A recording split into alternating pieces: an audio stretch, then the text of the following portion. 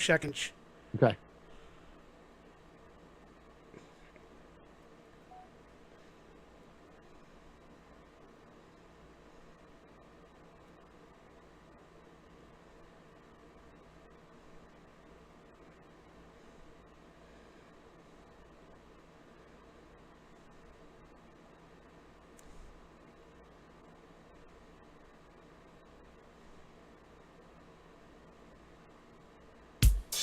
It's Mondays with Mikey and Murf. We talking Raiders and football dirt. Cause we are a very old talk show. We having good times. XSplit, let's go. It's Mondays with Mikey and Murf. I haven't done the rap in a while. Here we go. Once again, it's me and Murf and Raider Nation.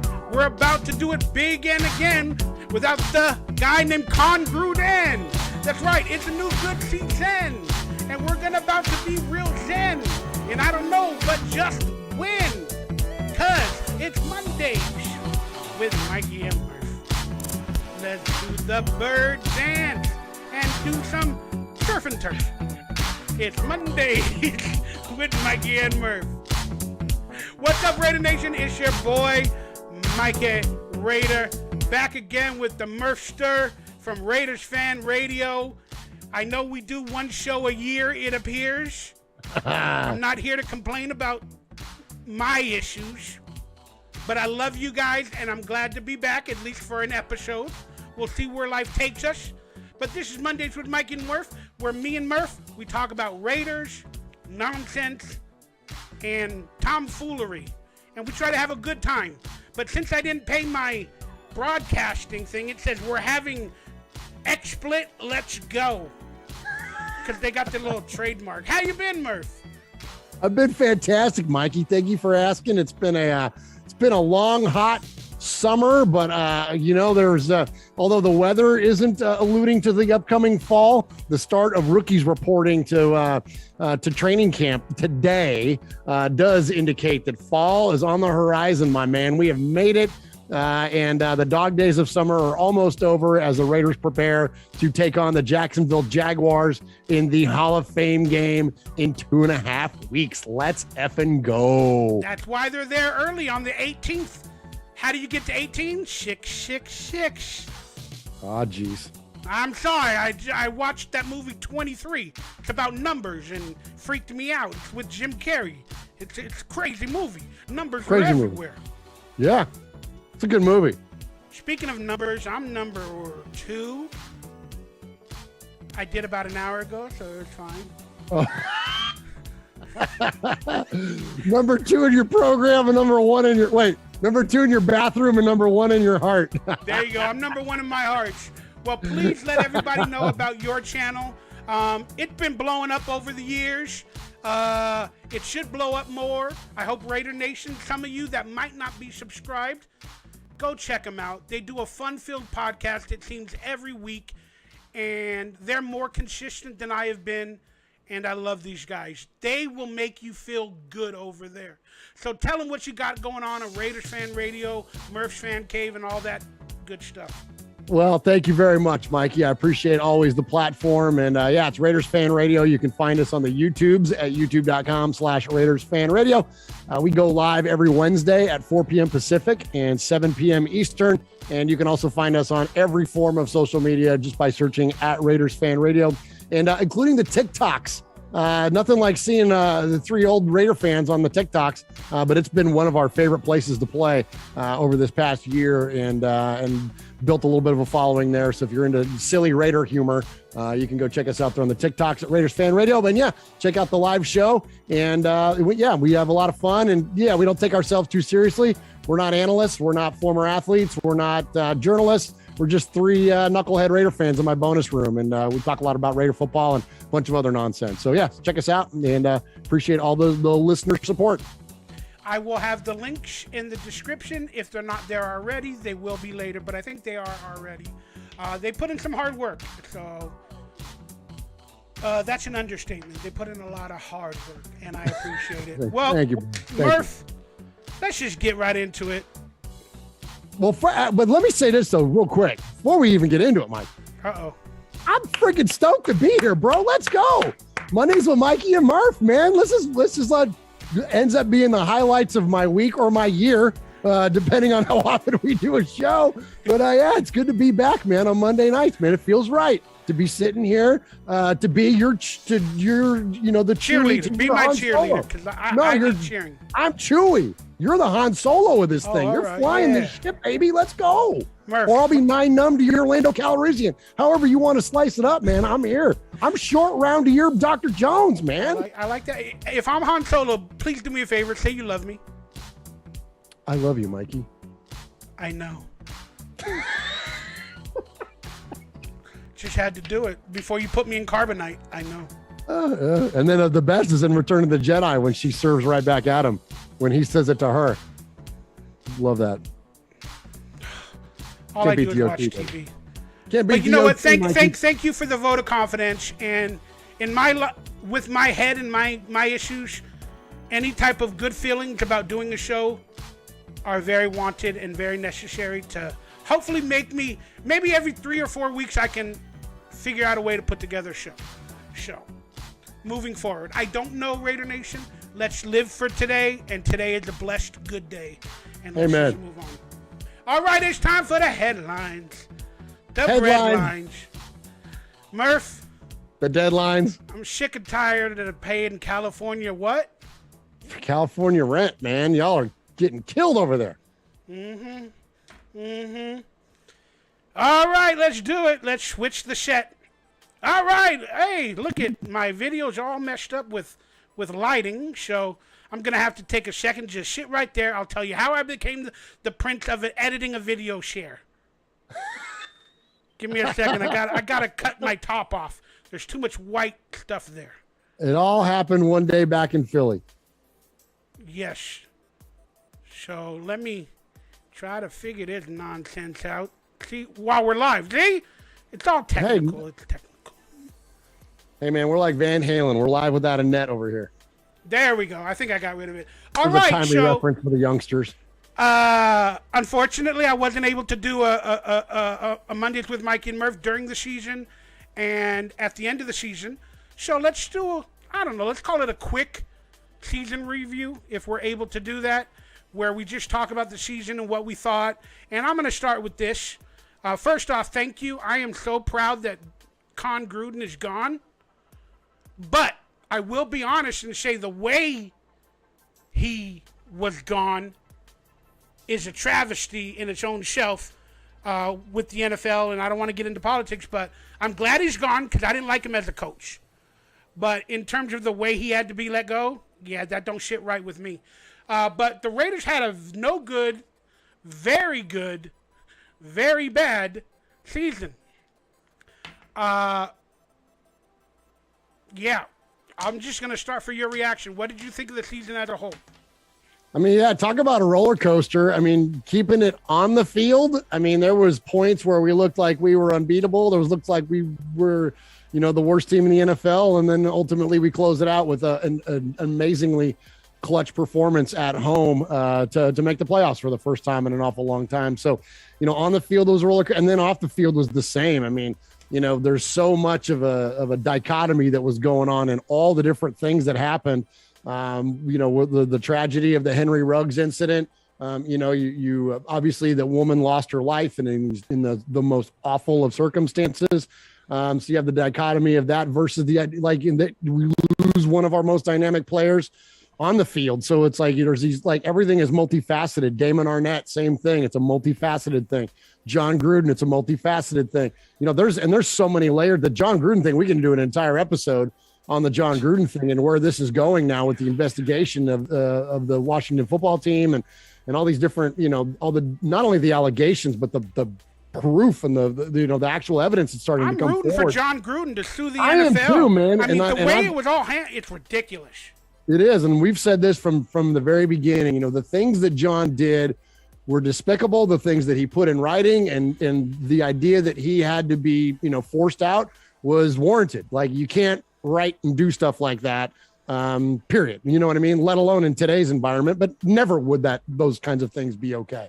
But the idea of how he was so sniped out of this thing. It was so completely targeted that it was completely unfair against the Raiders. And, nothing, there's no better story than a good old Raiders versus the NFL story. And that's what we've got here.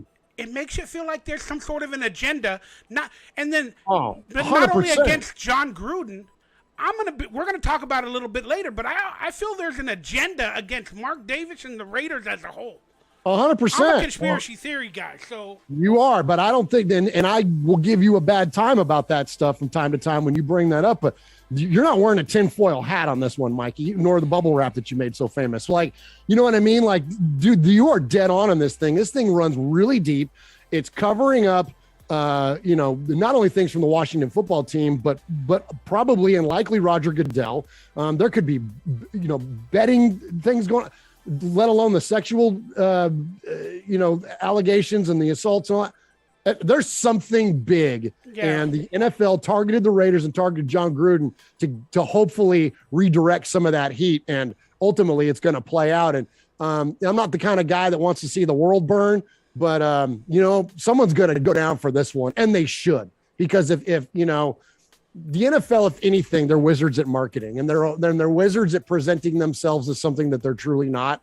They'll jump on every trend, every bandwagon, every cause, everything. But when you start to get to the root of the money, where's their heart at? And typically those things don't line up with one another. And I think this is where we're going to really see that stuff start to come to light. And I don't want to see the NFL go down, but I think that we can, let's get over the pardon my language, let's get over the bullshit of things.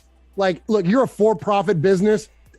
We get it. Like, don't pretend like you have all these like varied interests and these human stories on it. That's whatever. Save it. Like, we know better. Yeah, let's bring it back to the season. Sorry. Now, because again, we're going to get into that a little bit moving forward. But real quickly, I just wanted to say this, and please, everybody, record it, send it to the NFL, write it in an email.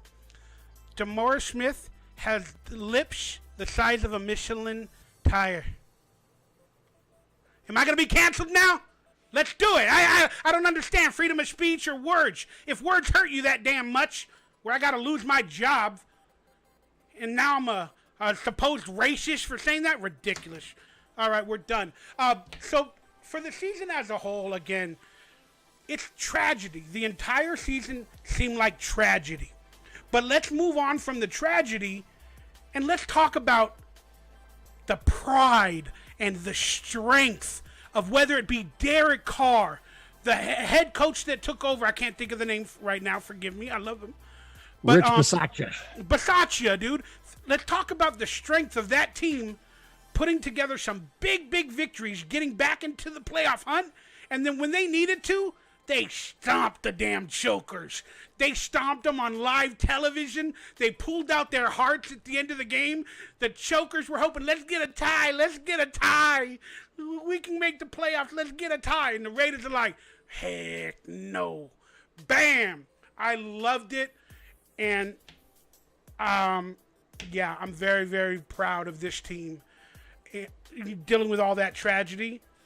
This is one heck of a mental fortitude or a strength position that the Raiders are going to have this upcoming season that not any other team will have. And that's just from my perspective. Mikey, I'm never short for words, but I couldn't possibly say that any better than you just did. The resiliency, the mental fortitude, the leadership. I mean, no other team in the NFL last year does what the Raiders do, considering the circumstances that they faced. So absolutely, it is an incredible job well done. It makes you proud to be a Raider fan, as if we needed another reason. We're all pretty prideful as Raider fans to begin with.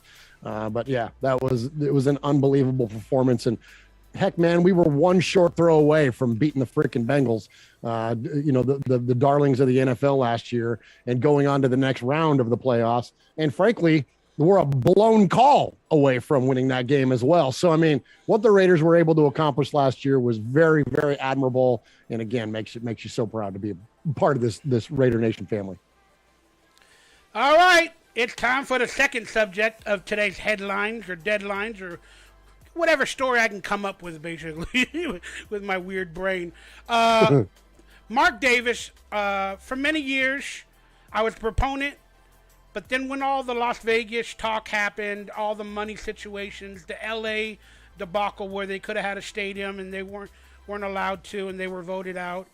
I've started to question Mark Davis a lot. And so the question I guess I'm asking is do you, from your perspective, do you think Mark Davis is destroying the Raiders or ruining the Raiders, maybe their legacy or whatever?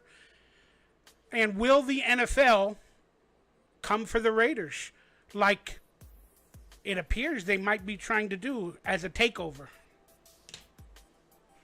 Yeah, I think that would be a futile exercise if they were to try to do that. This Mark is Davis. Do you think he's destroying the Raiders with his hell decision-making? No, I don't know. I don't agree with that sentiment at all. In fact, I feel like it's the other direction. Like, the team is, from a business perspective, is wealthier than it ever has been. There was I'm not even going to call him out by name because he's such an idiot, but there was a guy once upon a time that used to do all these Periscope videos, and he would constantly question Mark Davis's quote business acumen, and which was an absolute moronic statement then, and it's proven to be even more moronic now. And no, I don't think he's destroying the team. In fact, if anything, he's upholding and building a new version of Raider mystique in Las Vegas. Yes, it's not Oakland. Yes, it's not even Los Angeles. It's different, but it's an okay different. I had the good fortune of going to 3 games last year. I went to the draft this year.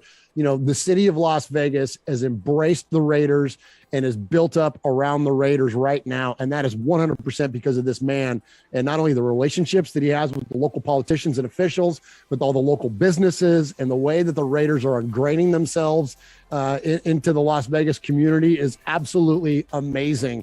And so, no, I don't think he's destroying it, not one single bit. And if anything, he's building a new version of the mystique, all the way up until hiring Sandra Douglas Morgan just, a week ago. Yeah, I know we're going to talk about that, but no, he's carrying on his dad's legacy. And which is, you want to talk about a hard job, man. This is the other thing I have so much respect for about Mark Davis. Like, Al Davis is literally one of the biggest, figures in sports history. Forget NFL history, in sports history.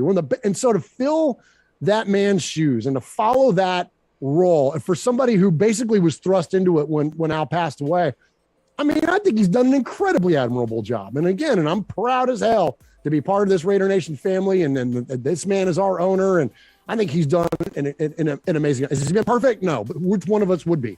Again, following in the footsteps of Al Davis. So I had nothing but applause and admiration and respect from me for what Davis has done. Well, in retrospect, and in somewhat of disagreement, how can you destroy the Raiders? Like, I'm a fan, and it's through the legacy, the winning, the team colors, and just the fandom and the fun of being a part of Raider Nation. But if I'm asked to separate business and the team and Mark Davis as an owner, I disagree the way he's doing a lot of the public stuff. Again, he's making money. He helped move the team to fulfill his father's legacy. He got us a stadium. I cannot fault the man for that. But all the bad decisions since Al Davis's death, when Mark admitted, I know what I know, are now, with today's cancel culture or with today's news media, being exposed for a lot of these decisions. And publicly, he's not doing a good job, and it's partially destroying the image of the Raiders. And I think the NFL sees it, and they might be seizing an opportunity. Maybe they have a lot of stuff on Mark Davis, as well as John Gruden or whoever. And John Gruden was the first punch in a boxing match that might continue moving forward. Because for the NFL, if they were able to take over a team that just moved to Vegas and control a Mark Davis,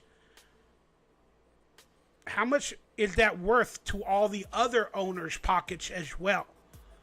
And I think Mark Davis has been the patsy. When, the state of Nevada forced him to be the first stadium to force vaccine mandates to watch an NFL game. He just went out and did the press conference. He did what he was told. When he didn't even fight for a lot of Raider fans. And I don't have the proof in front of me. I didn't think I was going to bring up this topic. But through the testing of vaccinations and giving it at the stadium, we had known 3 Raider fans that died from getting vaccinated at the stadium. But that's a story for another day. I don't want to deal with that, especially on YouTube. But I just don't like the decisions he's making. And it seems like they're coming down on him. Again, a lot happened with the general manager just recently, in the news media, the this, the that. And all these decisions, it's hurting the Raiders. I'm not going to say destroying the Raiders. I love what he did, but it's hurting them. And then I'm afraid of an NFL takeover. I think it's been in the works for years. I don't know why they haven't done it with the Redskins officially, but if they do it with the Redskins, the Raiders might be next.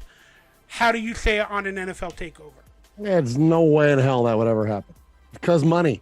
I always say, I talked a little bit about it just a few minutes ago. When you want the answers to the question, get to the end of the money, and then there's your answer. It always is true.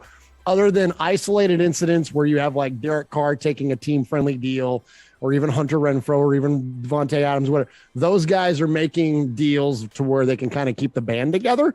And so there you actually have very admirable choices going on that aren't all about the money. But when it comes to the NFL, again, a for-profit business, a private business, it's all about the money.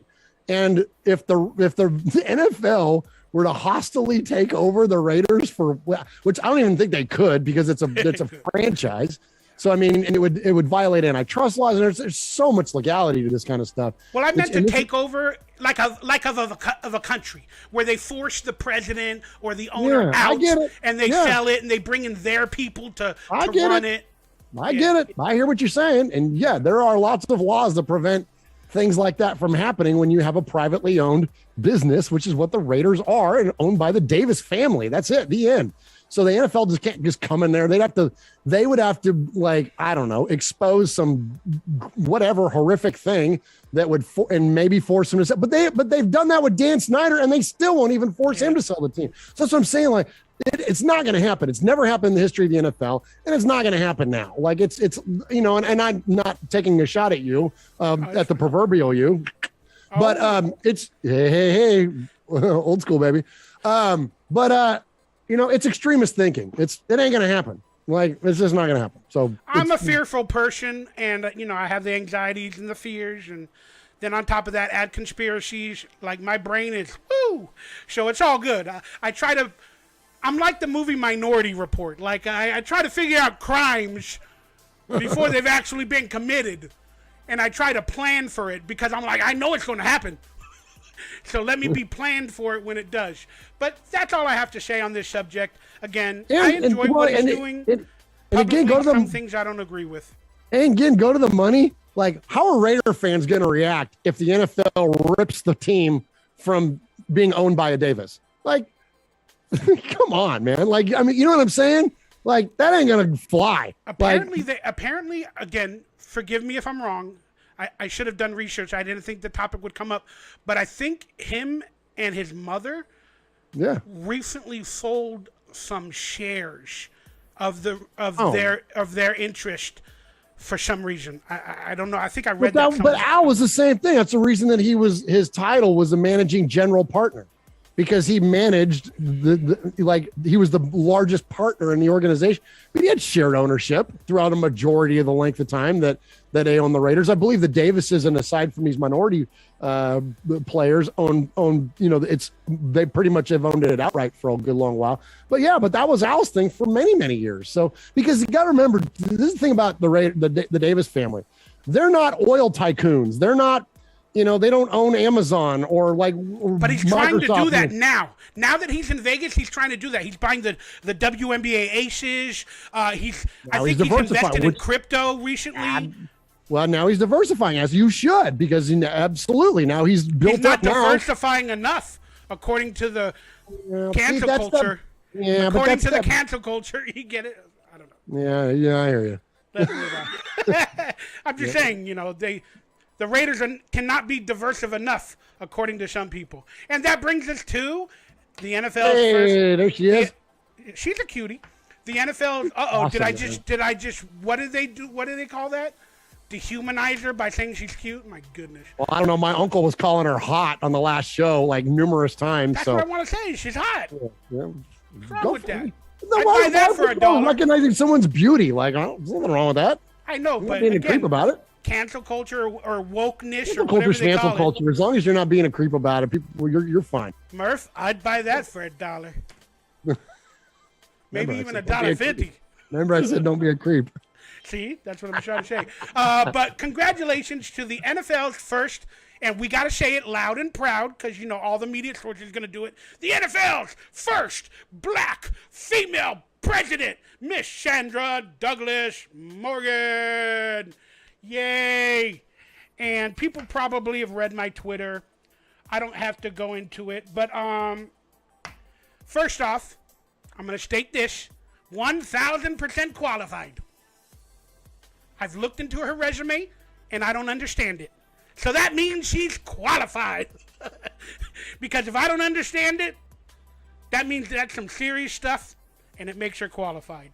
But I do believe Mark Davis, the Raiders, got lucky with such a qualified person that's a woman and a person of color to be their general manager, especially in this time of wokeness, cancel culture, femininity, everything. No matter what, they got a gift. And they found a gift in the Nevada resident of Sandra Douglas Morgan being qualified to be our president. But there still is the issue, if she wasn't available, would they have went with somebody else? And would it have been a woman? Again, we can, what's the word? Speculate. I mean, we can speculate about anything. And if your aunt had balls, she'd be your uncle. It didn't happen, though. We do have this incredibly qualified, this perfect candidate. And yes, she happens to be female. And yes, she happens to be a person of color. But that doesn't matter. Just like Al Davis didn't care what color his head coaches were or what his starting quarterbacks were or what his, whatever, when he hired Amy, his executives were, her gender was. Al didn't care about any of that stuff. And so, yeah, it doesn't matter. Answering the question, a lot of people are saying she's 1,000% diversity hire. And that's bullshit. No, hell no. I think that's an idiotic take. That's a minimalist take. And again, think better, Raider Nation, if that's what you think this is, because it's not. And again, first and foremost, I did like you did. When I heard she got hired, I didn't look up and see what her ethnicity was. I didn't look up to see what I wanted to know what she did. What are her qualifications? Correct. And when you read up on her and you see that she not only is a native to the state of Nevada, but has a NFL. Her husband is a former NFL player. She came up working through all the gaming boards, through the legal sides of it. She ran casinos. You can't get more Vegas business than Sandra Morgan. And so yes, she was a perfect hire. And then you're right after the fact. Now, does it it helps. Does it fit a narrative that's going on in our world now where we want to have more inclusivity? Sure. But like she said, it'll be nice when we get to the days when there's no more firsts. Yes, she's proud to be the first black female president of a football team, but she's looking forward to the day where there's no more firsts. And I think we all are. You know what I mean? Because that's what's important here is her bona fides, her qualifications. What does her resume look like, and what is her work experience, and how is that going to translate into running an effective football team, or her effectiveness at running a football team? All signs point towards go. So this was amazing. This is one of my favorite. I mean, I was a fan of the Marcel Reese hiring. I was a fan of McDaniels and Ziegler. I'm a fan of this one just as much, if not more. And this is another to go. Just to take a half a step back to the Mark Davis story, he's hiring the most perfect people to do what he needs to get done in order to lead to championships in a successful, healthy, run organization. Like, so nothing but props, nothing but kudos and respect for all the way around on all this. Can I answer one? I thought it was a very good question that somebody asked me, but can I answer it and like not debunk it, but like prove it a bad question? Somebody said, well, if it's not a diversity hire, then why didn't he hire a woman many years ago after his father died and he needed a president? Well, again, why didn't he do it then? If it's not for the culture and the time right now. But he wanted to keep it in-house. The president was on the staff with Al Davis that he hired to become the president at that time. He tried to keep the legacy with people that were in the Raiders at that time. So that's why he didn't hire technically a female at that point. Because people bring up the task of why not Amy Trask? Why not her again? This and that, And I love Amy. But Sandra Douglas Morgan, let's forget the diversity, the wokeness, the whatever you said, today's world. This girl's qualified. And he hit a home run. I am so proud that she was available for the brand new Vegas Raiders in Nevada with gambling and an NFL husband and her resume of understanding casinos, gambling, culture, Vegas, money. He hit it out of the park. So I'm proud, just like you said, that she did it. But the proof will be in the pudding. And just to my dismay, after I found out her resume and I got rid of all those thoughts of diversity hire and everything, again, I would have liked Amy Trask, but she didn't want to do it. Oh, I don't have the picture here. Forgive me. But Sandra Morgan, she made a Twitter account, and then she already had like 700, 800, 1,000 followers, but she was following nobody. And I took a picture, and I was like, I wrote her on Twitter. I go, hey, I'm very proud you're our president, and you got a new Twitter account.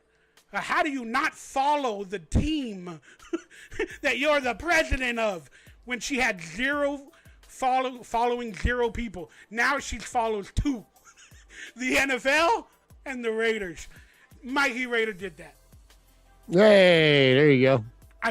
What did I wrote? I go, babe, listen to me. Optics are everything. Babe, that's always a good one to start with. Oh, I don't think I wrote babe. I think I said optics are everything. I think I said optics are everything. Hey, listen, broad, you need to follow the Raiders. That would have gone over well. Yeah, well, I'm going to get canceled this year somehow. Well, I probably will too for saying broad, even though it was a joke. I just don't care anymore, man. That's kind of where I'm at too. I'm just happy to be alive half the time. So I can't learn about pronouns, and I don't want to do all this stuff, Murf. If you're an it, a him, a cousin it, I don't know. I don't care. You look like a woman. I was taught women and men. I was taught biology. I thought it was real. Controversial. It's controversial nowadays to say that only women can get pregnant. Yeah, I know. They have to say human beings available to get pregnant. Huh? A man can get pregnant. Yes, I can. But I'm with you. I've given up giving a shit about it. Again, I'm alone, and all I do is watch I'm almost the news. 50 years old, man. Like I've got other things to think about and focus on than what someone else's issues are. I'm alone, and all I do is be who you are, be proud of who you are, live free, man, and live free and die hard. Leave each other alone, man. That's what I've thought that for a long time, even before the current culture that we're in. Just leave each other alone. Like, some people aren't going to think like you. Some people aren't going to live like you. Some people aren't going to have the same preferences you do. So what? Who cares? Who gives a shit? Just like enjoy your life. Focus on your family and your surroundings and your sphere of influence. Don't worry about what someone else is doing. This didn't happen, but it did happen. So, you guys can figure that one out, whether it's real or fact. I told her, I said, thank you, ma'am. She goes, I'm a man. I said, what? She goes, I'm a man. Please say my exact pronouns. I'm a he, him. You got tits!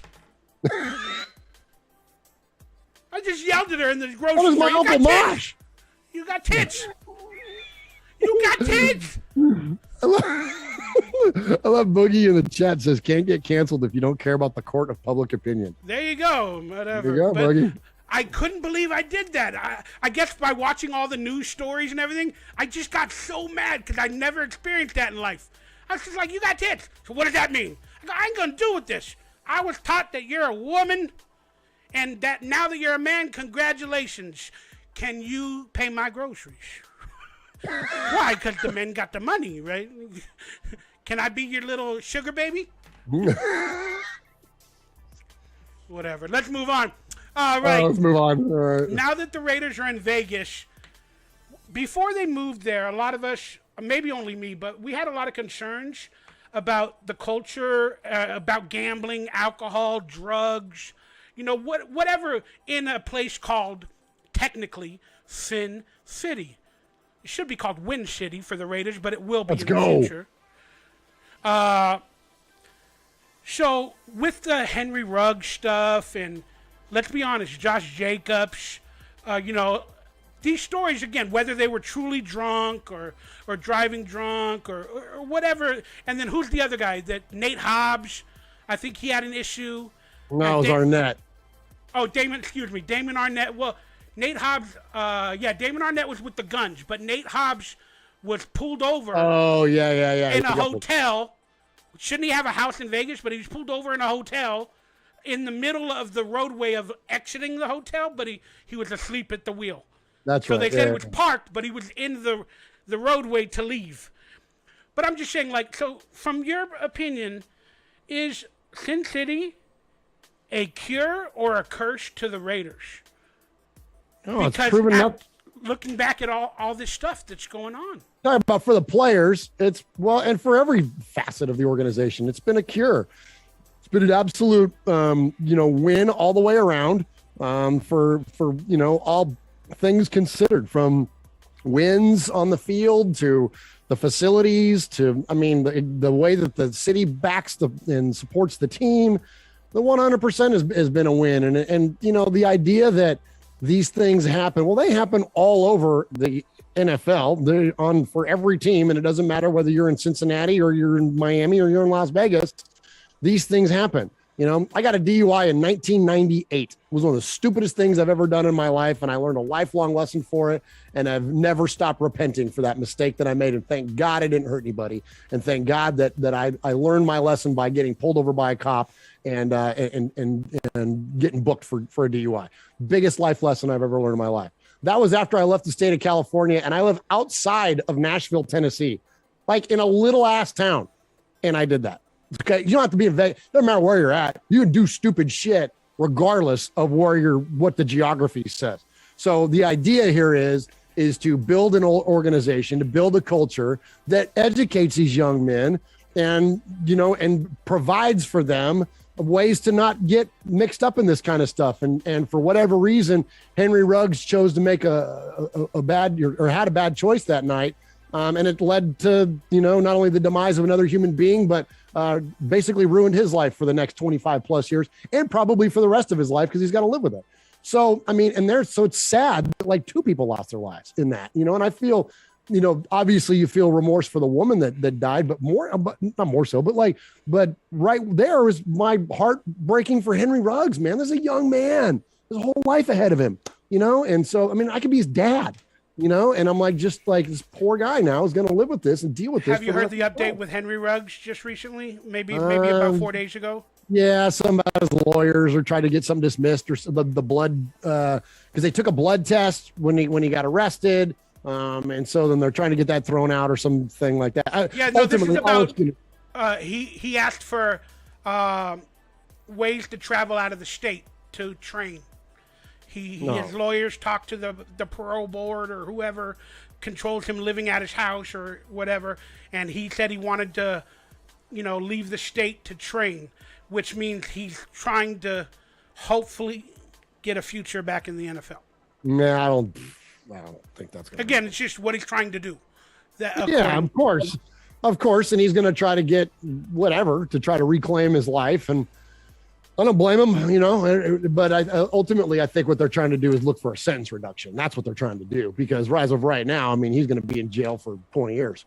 And there was another running back from the New Orleans Saints that when he was in Vegas for the Pro Bowl, again, he got caught up in drama, beat somebody up in an elevator, and the court case is coming up.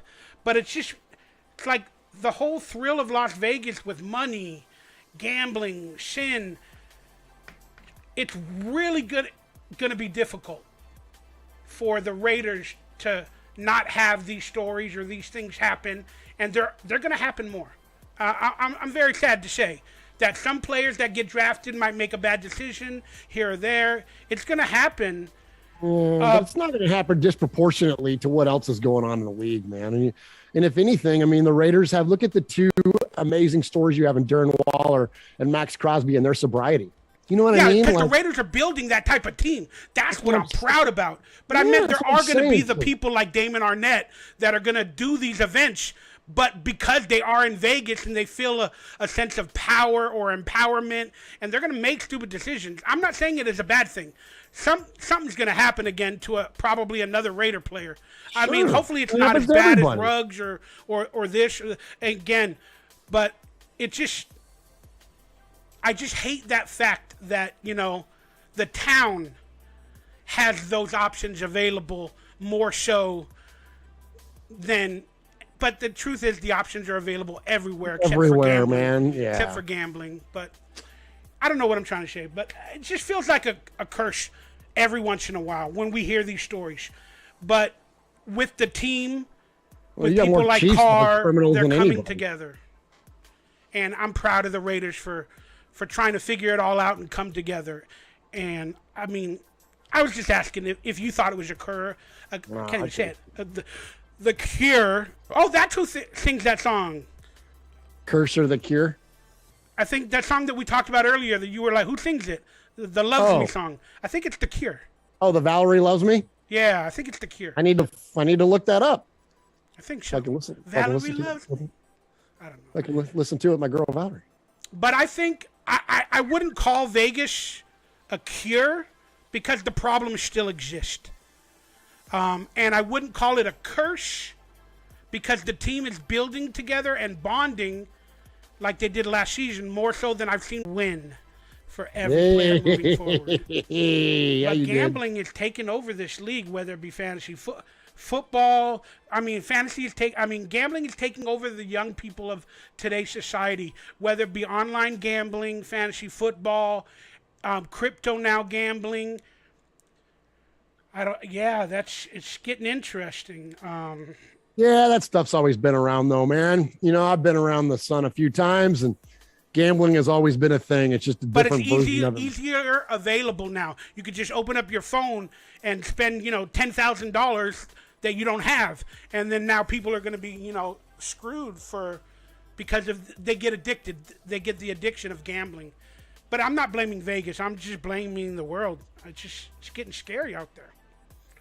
Getting scary out there. All right. Is that it for that segment? It is. Yeah. All right. Let's move on. Boom, boom, boom. Let's get into some training camp since the start of training camp. I don't know if there's really battles at every position, and we don't have to name every single one, but at least on screen you're going to see some of the new additions, if you can read it past the damn trademark for XSplit, excuse me. But let's talk some battles and the new additions while we look at this. So let's start with wide receivers. Returning players: Hunter Renfrow, Tyron Johnson, Dylan Stoner, DJ Turner. I mean, that's not a lot of returning players, but the new additions of Devontae Adams, Keelan Cole, Demarcus Robinson, Mac Hollins, Jordan something. Jordan XSplit. Yeah, Jordan XSplit and Justin Hall. If there's a battle there, maybe for the third or fourth wide receiver, you got any? I think the battle's at number 2 because, you got Renfrow as your slot machine, as the kids call him, the greatest player of all time. And then you've got Devontae Adams now gonna handle the number 1 spot, or the Y, as the coach would say, the X. So you got the Y as your number 2, and I think that's what's going to be interesting. So my money is on Demarcus Robinson, but Mac Hollins could be in play for that. I don't think Keelan Cole is going to be there. I think it's probably going to come down to Mac and DeMarcus, but that's going to be an interesting one because, and when you think about the weaponry that we're going to have now, so whoever that number 2 is going to be to go, on the other side of Devontae, and then Renfro and Waller, man, dude, this offense is going to be insane. I mean, because you double somebody, someone's going to be open. And even if you really start backing up players into coverage, man, then the running game is going to get loose. And so this is going to be an amazing, offensive explosion for the Raiders. And so I think that number 2 spot at wide receiver is going to be very interesting because I don't think you put in, I know technically Renfro might be the number 2 guy, especially in terms of like targets or whatnot. But in terms of like where they're at on the field, he's not. He's a slot guy. And so that's going to be really, really interesting to see how that one plays out there. And again, my money's on Robinson.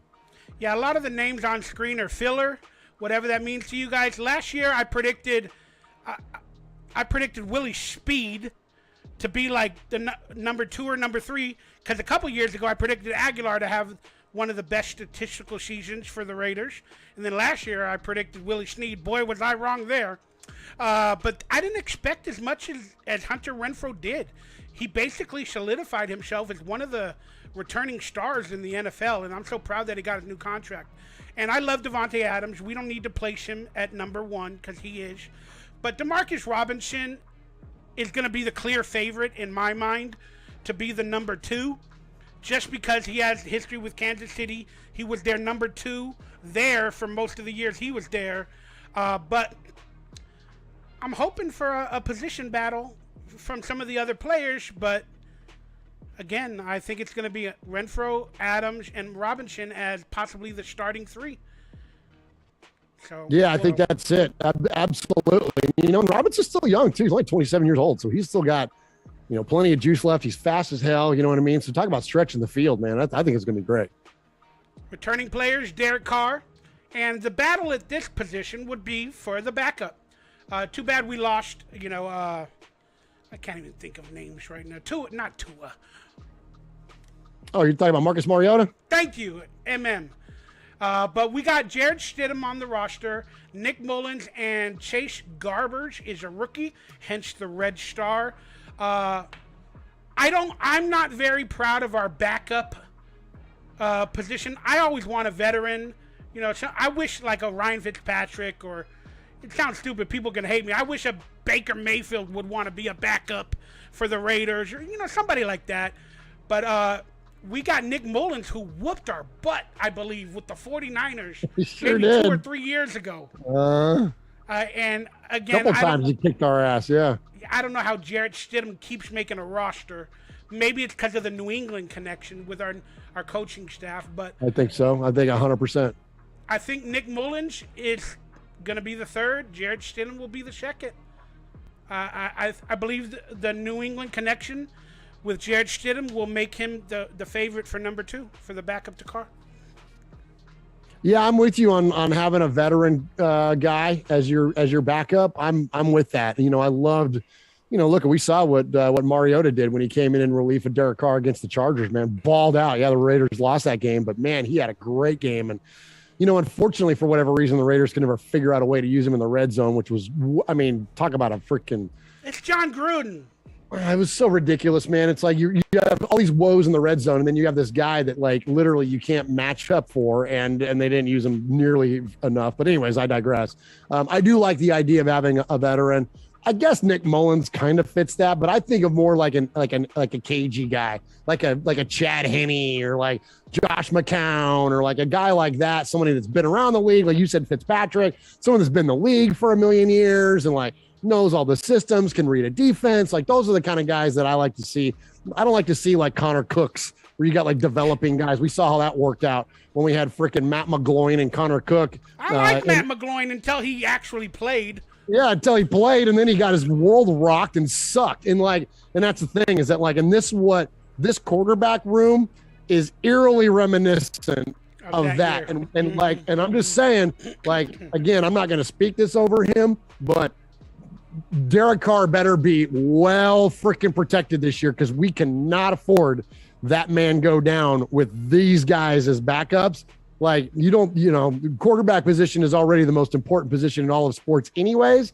When you look at this quarterback room, Marcus Mariota is not in there to come and help us out again. Like I said, or not even a Josh McCown. Josh McCown did great coming in relief. Like we've had good backup quarterback. These guys, I don't have a ton of faith in any of them. I guess maybe Mullins, but that's only because he beat the crap out of us a couple times. And, I don't know how good I don't really watch a lot of Niner games or otherwise, if I haven't followed his career too tightly other than the times he played the Raiders. So I don't know, maybe he's a fitting QB, but this makes me a little nervous by not having the vet. Let me end it with this. Again, on paper, doesn't look like the best roster, but with our coaching staff and what they did in New England with the backups there, on occasion when Tom Brady was not available, and last season with their new rookie quarterback, I believe they can actually coach quarterbacks to hopefully win a game or two and be the best system quarterbacks that they can be. So with our new staff, I have faith in them, and I'm going to trust their choices. I didn't trust Gruden. That's a good call out, Mikey. And I'll never forget, when Tom Brady got hurt as a member of the Patriots and Matt Castle came in and they went they went freaking like 12-4 or something like that with him. And they missed the playoffs, but only, narrowly and likely shouldn't have missed the playoffs in all other, years to account for. But and then Matt Castle went on to do dog crap everywhere else he ever played after that. And so you're right that that system that Josh McDaniels is bringing, that offensive system, it's kind of set up for a quarterback to be successful in. And so maybe it will translate better to a backup, but hopefully we don't even have to worry about it. I mean, hopefully he took a rookie quarterback last year that a lot of people thought was probably the fifth best rookie quarterback that was a project, and he turned him basically into a winning system quarterback for last season. Has the potential of being a decent quarterback. That's a very, very good point. You're right. He came in, the least ballyhooed of the quarterbacks and arguably had the best season. So great call out there, Mikey. Yeah, I'm looking forward to that. So I trust the coaches. I really love the coaching staff. I'm so proud Con Gruden is gone as the coach. So I'm really looking forward to this new regime. I've never had this feeling for a new regime, even when Del Rio came in, or Dennis Allen, or of the recent. I've never had this feeling. And I hate that it's, from the Patriot legacy. But goodness, if we're going to build a legacy in Vegas, let's start with these coaches. Position battle, tight end, Darren Waller, number one. I don't believe he's still gotten a contract yet. But Foster Moreau and Nick Bowers, we got a Bauer on the team. Jacob Hollister is a new addition. Jesper Explit and Cole Forthingham is our new additions. I don't see any battle there, even for number two. Foster Moreau and Waller, maybe in that New England system of tight ends, will be used a lot more. So, what are your thoughts on tight end? Yeah, I mean, it's Darren Waller and then everybody else, right? Foster Moreau's, I don't know, he's kind of an interesting player to follow because he's clearly not as athletic and whatever. He's more like he's not like a Lee Smith. He's not just like a big bulking tight end that's in there to block. He's got some pass catching ability and some route running ability. But this isn't this isn't Aaron Hernandez and Gronk here with Waller and Moreau. I think that it's Waller and then, Foster's a distant second. Now, this is a contract year for him, so this will be interesting to watch and see how he, how he plays this year. But also, too, there's a lot of freaking targets to go around. We talked about the wide receivers, but, for the most part, Darren Waller was the number one featured player in our offense for a long time. And he took a step down last year. He took a step down, and he got hurt. You know what I mean? And you never can judge players on injuries, and so he did get beat up pretty good last year, and really kind of gutted out an effort against the Chargers. He probably shouldn't even have been on the field in that game. But anyways, but the point being though is that it's after Devontae Adams, it's him is likely going to be the go-to, and then Hunter Renfrow, and then all the rest of these guys that we're talking about. So in terms of seeing a twin tight end thing with him and Foster, I'm not sure if Foster's quite to that level. What will be interesting is that one of the things that I loved about the New England offense is that they were so good at, and don't get me wrong, I'm not saying this as an admirer of the Patriots, but I'm just in terms of respecting what they do from a coaching perspective as an NFL fan, as a football fan, because I know the fans, sometimes Raider fans give me a hard time. They're like, oh, you like the Patriots. Well, I don't like them at all. I just respect what they did because they've been winning for a long time. So one of the things that Belichick and especially Josh McDaniels, one of the things that they do so brilliantly is that they beat you a different way every week. You know, 1 week it's the running game. 1 week it's the tight ends. 1 week it was Wes Welker or Amendola or, you know what I mean? Whatever other 5'9" white dude they had in the building. Like, you know what I mean? Like they're so unique to how they would approach the game. They would adapt. They're not running like a static offense and sticking to certain things like John Gruden did or like Gus Bradley did on defense. And we're going to talk about defense here in a minute. But like they're constantly fluid and adapting and moving and changing. So there might be a game or two where Waller and Moreau go off, but are they going to be like featured players in the offense? I don't think so, other than Waller on his own. Good sentiment. For some reason, when you said the word Belichick, my body like literally farted. Like you said Belichick, my body went. I just thought that was interesting. Position. I like Foster Moreau. I really think he's a great compliment to Darren Waller. I really like him. He kind of reminds me of that Texans tight end. You know, like a poor man's version of the Baltimore Ravens tight end. Mark Andrews. He kind of reminds me like a poor man of him. That's a good comparison. Yeah, it's a good comparison, Mikey. I like Foster Moreau. Returning players on the defensive line, and there weren't that many good ones. Max Crosby, Cleveland Farrell did not have his fifth-year option picked up, so I'm going to technically say this is his final year. Max Crosby got a new contract. We got another Bauer on the team, Tashawn Bauer, that they picked up late last season. Kendall Vickers, that played a couple of games but was injured. They put him in here and there. Then Jonathan Hankins, thank goodness he re-signed. He was one of the best defensive line players we had last year. And then Malcolm Kuntz. And the new additions were the big one. Got rid of Yannick Ngakoue, your MVP from last season on defense. Didn't pan out. Trust me, I get it wrong too, Murf. Chandler Jones is coming in.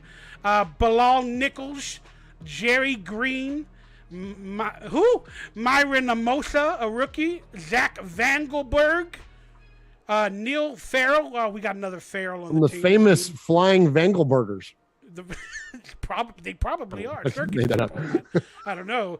Tyler Lancaster, Andrew Billings, Matthew Butler, X-Split Butler.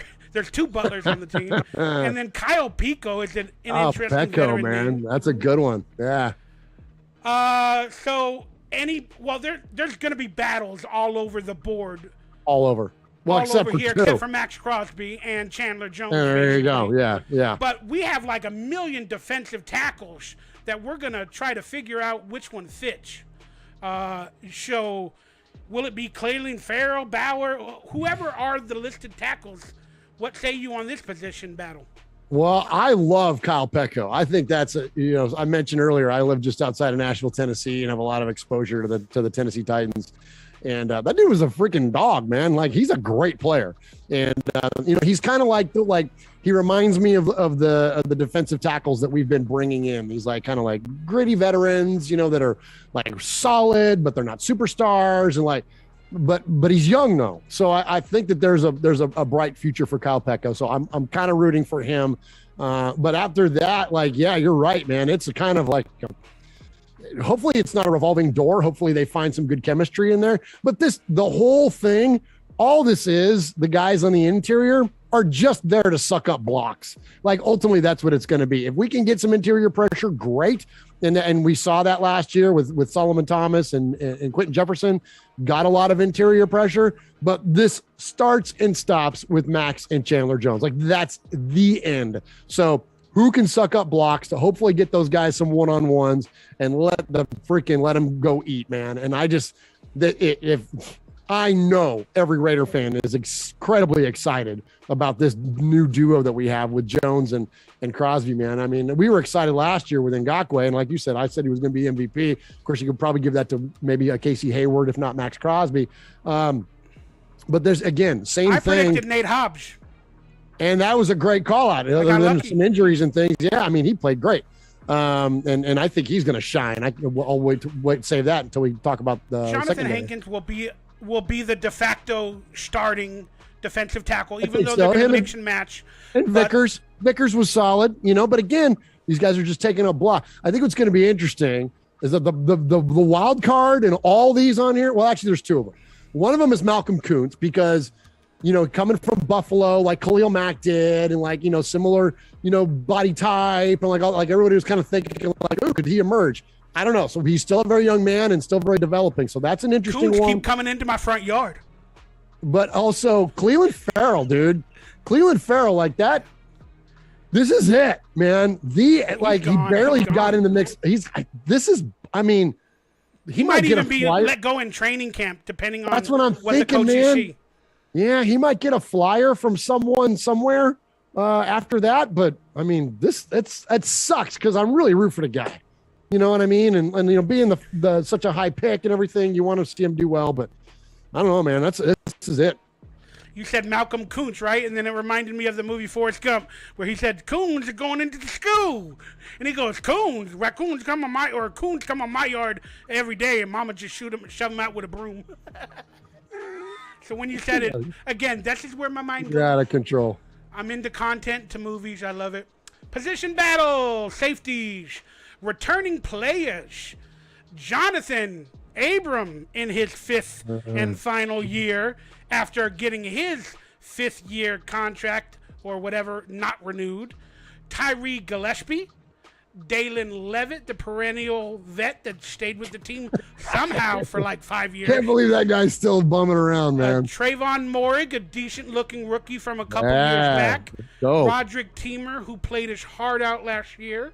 And the new additions are Deron Harmon. Forgive me, I'm going to pronounce this name wrong. But since he's in Vegas, if he makes the team, he needs to get a promotional deal with the Wynn Las Vegas. Quinterio Cole and Isaiah Polo Ma'au. They are the rookies.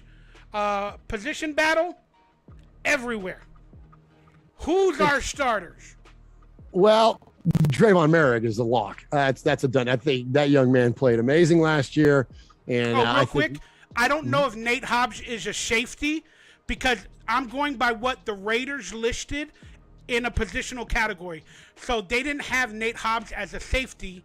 So just in case people say he's a safety, I don't know. I put what I saw from Raiders.com. Yeah, no, he's a slot corner. No, you're good. You're good. Trayvon Merrick is your de facto starter. And you could call him the free safety. Today's NFL defenses, especially in a Patrick Graham defense, you're going to get so many hybrid looks and so many changes and things. There's the days of the free safety and the strong safety are kind of outdated. You just kind of, you have two safeties back there. Yes, you can have guys that specialize in different things, whether that be playing the ball or playing close to the line of scrimmage, which is what the Raiders have here. But outside of that, you're going to have two safeties. And so one of them is going to be Trayvon Merrick as a starter. Ideally, Jonathan Abram would be the one to complement him. And I've rooted for this guy from day one. I think that he is the epitome of a Raider, from the tenacity that he brings on the field. He's kind of silly. He's a throwback. Like, he just reminds me of the old school Raiders. And plus he wears number 24. Like, I love the guy. He disrespected his starting quarterback on day one of Hard Knocks, making fun of his car and the parking. And then questioning him? Yeah, that was a rookie being innocent and trying to be silly. It proved that he wanted to be a star before he even got onto the field. Nah, I don't agree with that. I do, and Mikey is always right. You be right in your world, and I'll be right over here in mine, not agreeing with you. My proverbial world. Is that the word? Proverbial? Proverbial world. Your proverbial world. But anyway, so I love Jonathan Abram. But now, can you play the safety position up close to the line of scrimmage and attack the run and blitz and do all that stuff? Yes, but you still have to be able to cover. And like, when Jonathan Abram got punked in the freaking end zone by a backup running back, like you're still a safety. You still have to cover at least a little bit. So here's where I think Duron Harmon comes into play. Duron Harmon is an absolute ball hawk. Duron Harmon is a stud veteran safety in this league. Again, a former Patriot, and someone in the chat was giving me a hard time about being a Patriot. But listen, look, wins are wins, man. I'm sorry, I don't care where you came from. If you can bring W's and successful plays to this Raiders team, then I'm in. And Duron Harmon is he's a dog, man. So I think the idea of Merrick and Abrams / Duron Harmon on third downs and stuff like that, where you need somebody to, because he's not going to be a full-time starter, but could he come in on how many times have we seen the Raiders get burned on a 3rd and 15 by stupid Patrick Mahomes out there running around extending a play and then hitting, Tyreek Hill for some ungodly reason that he's wide open. Like, those are the downs where Duron Harmon comes in, and that doesn't happen because Duron Harmon will go in there and play the ball and break it up. So I think this is I'm a fan of our safety room. Starting safeties will be Duron Harmon, Jonathan Abram. By the end of the season, it'll be Trayvon Moehrig and Duron Harmon. That's all I'm going to say about that. Okay. Position battle, offensive line, returning players. Colton Miller, John Simpson, Andre James, Brandon Parker, Alex Leatherwood, Denzel Good, Jermaine Ulimuner, Lester Cotton. There you go. Jackson Barton, Haronish Grasu. New additions, Dylan Parham, Alex Bars, Jordan Meredith, Thayer Munford, Bamadell Explit, and then we got Tyrone Wheatley's son on the offensive line. How fun is that? Wheatley Jr. Yeah, that's cool. If there's any battles, it's got to be on the right side of the ball of the offensive line. I'm going to say de facto is Colton Miller. He's going to have a contract coming up again soon. Yep. Andre James, center. Again, will Leatherwood pan out at guard? Or they said they're going to try him again at right tackle where he was drafted. Yeah. Denzel Good is a good replacement at guard, whether it be the left or the right. Same thing with Brandon Parker at times. But, yeah, I see battles all on the right side and the guard on the left. Yeah, I think, absolutely. Yeah, guard on the left.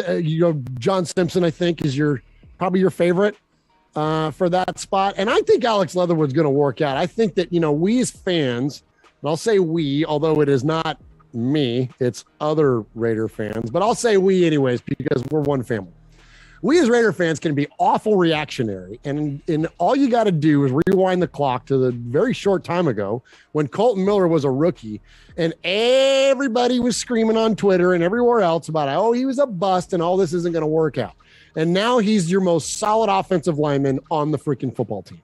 And one of the better, I'm not going to call him even a top 5, but maybe top 10, top 15 for certain, left tackle in the NFL. Can I give you a sad stat from Colton Miller? Sure. He was ranked, according to PFF, at the end of the season, the 33rd best left tackle. Yeah, the PFF is stupid, man. I'm just saying. That's they don't wrote. Yeah, I know, but they never take into account game context, and I think it's the dumbest thing in the world. Like, does the guy give up a bunch of sacks? What's the answer to that question? You know what I mean? And I don't even know I don't even know how many he gave up last year. I like Miller. I like him too, man, and he doesn't give up sacks. I hate the stats when I read them. I just hate them. It pisses me off. Look, stats can be anything that you want them to be, because and depending on the context in which you choose to put them, and people do that in order to fill their own narrative.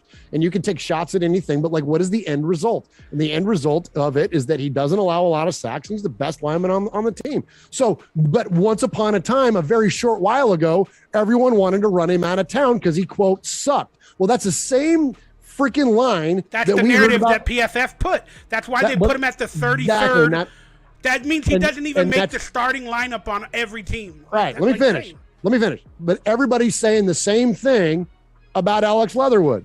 It's a 1-year guy. Yes, I know he was drafted in the first round. Yes, I know you want him to make an impact right away. We all do. But guess what? Players have to freaking develop over time. Sometimes they don't. and they end up being Cleve Farrell. Sometimes they do, and they end up being Colton Miller. So let's not throw the baby out with the bathwater. Let's not freaking say that Alex Leatherwood is a butt, because he's not. Give him year 2. Wide receiver is another thing. Very rarely do you have a wide receiver that comes in the league like Jamar Chase and blows it up and goes nuts, or Jefferson, or like some of the other amazing young wide receivers we've seen. It takes them a couple of years. What are your thoughts on Lester Cotton? Again, you know, they say give him time to develop, and he barely makes the team every year, but the truth is he's making the team. So what are your thoughts on Cotton? I think with it, Will, you're not going to, no more of John Gruden and his guys, man. I just like this Alabama. guy. They're from Oregon. They're from the big guy. Hey, he's just man, I really like that guy. Well, those days are over, because Josh McDaniels and Dave Ziegler don't freaking they don't have guys. So yeah, I think players like Lester Cotton, if they don't produce early, we won't see them finish training camp. I mean, look at all these damn names, man. You know what I mean? Like, yeah, with what you said, I'm actually scared that every offensive line position is going to be scrutinized over. Even Colton Miller. I'm not saying he's not good or anything. I'm just saying it's going to be scrutinized over a lot with our new staff. And it's going to be an interesting thing to watch during training camp. All right, let's move on to linebackers, returning players. And I wanted this guy to be drafted. I said it in one of my videos many years ago. I wished he would have been drafted. I thought they should have drafted him.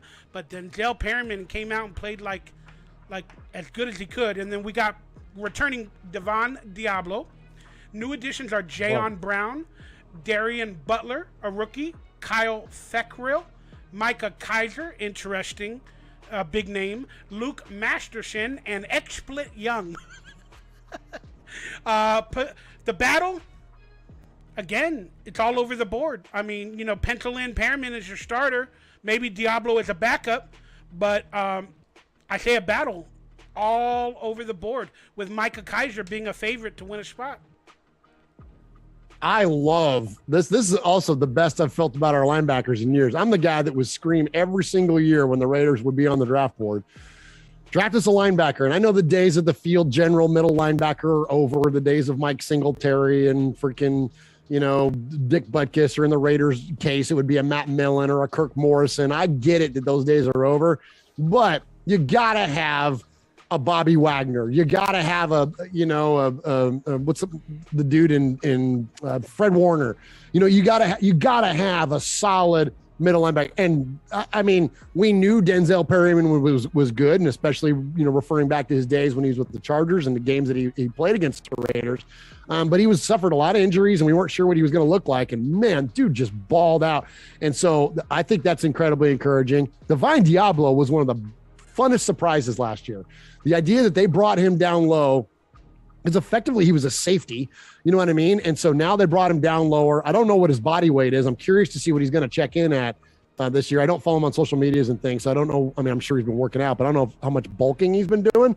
But man, talk about a guy that can handle coverage, because he's a former safety and has just flashed some really, really cool ability down the line of scrimmage. I think that's going to be a really exciting one. I wouldn't even say that he's going to be a backup. He could end up playing on one side or the other. But Jayon Brown is an awesome addition, coming over from the Titans. Fast. Dude is way fast. You know, that lateral speed, that scrape, that guy is freaking badass. So I think those are like my three favorites out of this. Also, shout out the boy. He's not on the list there. Will Compton, year 10, playoff Willie. Let's go. That's right. Will Compton came back for a couple games last year. That was nice. I think my guy, we're doing a joint tailgate with Will this year. Did I tell you that? Yeah, at the Tennessee Week 3 game. I've been dreaming and trying to get out there because my best friend lives there. But again, with my health, with my money, we'll see what happens. Yeah, we'd love to have you, man. We're doing a joint tailgate before the Raiders-Titans game in Nashville. It's us with the Bustin' with the Boys crew, and going to be a great time. If you're in Nashville, definitely hit us up. Yeah, I think Will lost his mother, too, last year, and that was really sad. Very sad, yeah. Suddenly, unexpected, yeah. Well, I'm glad that you're building a great friendship with some great people. That's really nice to hear, Murf. Those guys are good to us, man. They're super cool, yeah. Position battle, running backs. Josh Jacobs, I think he's one of the ones that didn't have his fifth-year option picked up as well. So that's a little bit interesting. Again, he could still return to the Raiders, but it might cost us if we want to bring him back. in free agency. And then Kenyon Drake, who was injured last year, I picked him as my MVP on offense, and it didn't pan out. New additions are Brandon Bolden from the Patriots, Brittane Brown, good, interesting-looking rookie, Amir Abdullah from the Patriots. He played with the Patriots as well. Zamir White, a rookie. Sincere, I believe his name is McCormick, but I'm going to say Sincere X-Split is a rookie. And then Jacob Johnson. And I also believe Jacob Johnson played with the Patriots a little bit. So the battle at running backs, I mean, it should be Jacobs and Drake, but I don't know, man. I see a place where Brandon Bolden takes over on a lot more occasions than we think, because he's familiar with the coaches, the staff, the scheme. And Josh Jacobs, I mean, he's injured a little bit, and they didn't pick up his. Those coaches specifically denied his fifth-year option for Josh Jacobs. Even though I love Jacobs in the goal line, I love him. The guy dives. He's a beast. But they specifically did not pick up his fifth-year option. And that's kind of interesting. Do they think they can get him cheaper? Or he's not going to play a lot this year, so his value will be less, and they could sign him less next year? I don't know. But Brandon Bolden, he had a big role with the Patriots on many occasions.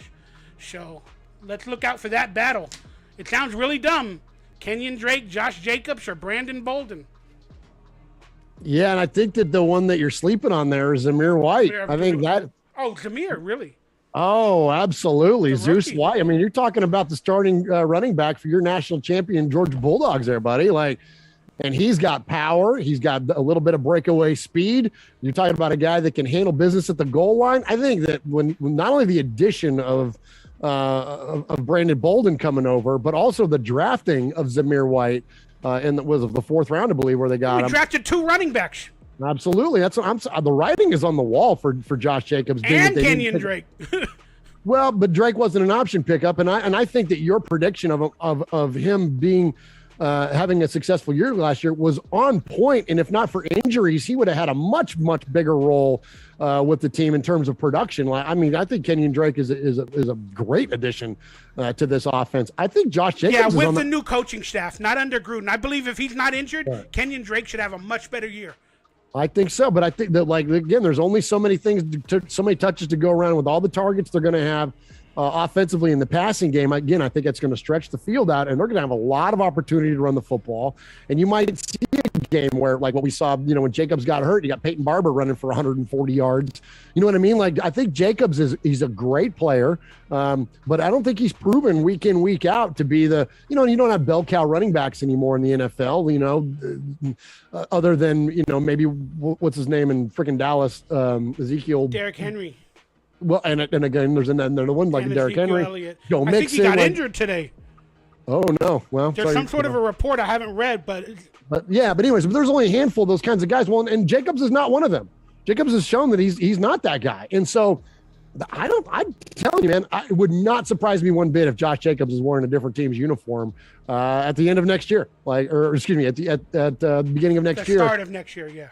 Yeah, beginning of next year. And I think that it's Zamir White. I think you're going to see Zamir White and Brandon Bolden. Those are going to be your guys that are, quote, featured, unless it's third down and you need somebody to catch a pass. And there you got Kenyon Drake, who's effectively a slot receiver playing back there. So I'm looking forward to Zamir. I know we're going to do bold predictions later on, but if I were to make one here out of all the players we've talked about tonight, Zamir White is my bold prediction. That's the guy that's going to be your breakout player on this Raider offense.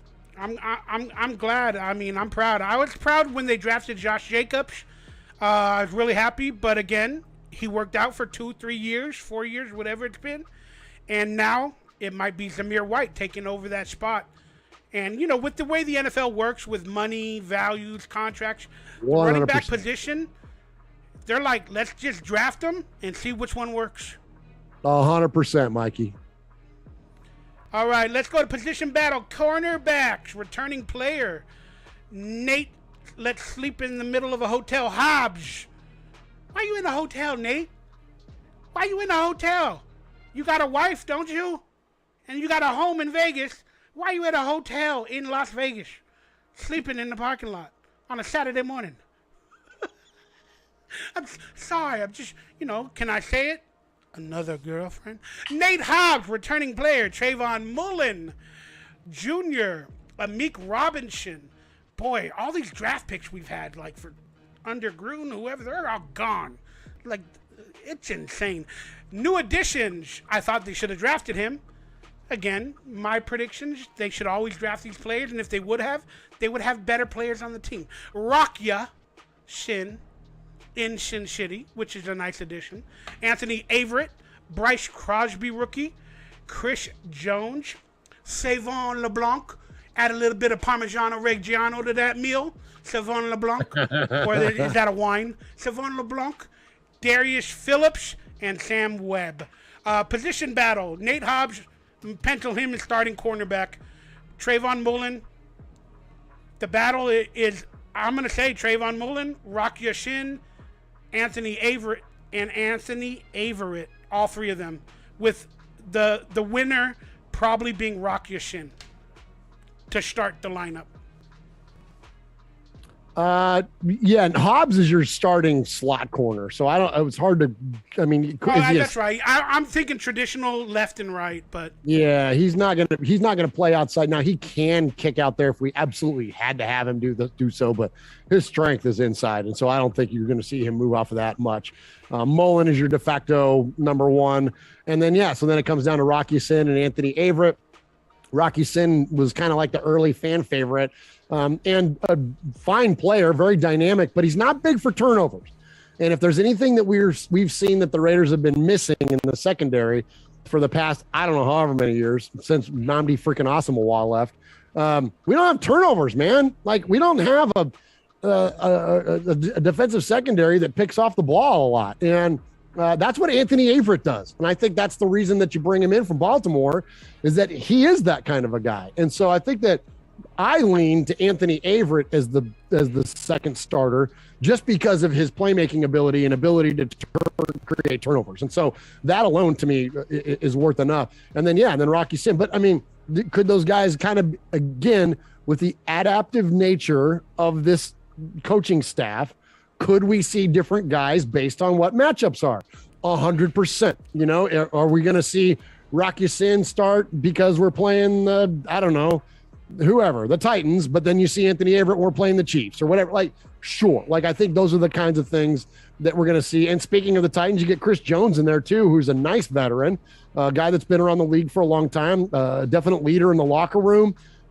It's funny, like with all the Patriots that we've seen added to this team, we've also seen a lot of Titans. If you've noticed, there's been a lot of ex-Titans that have come in and I think that if you really want to start drawing the lines, who's the Titans head coach?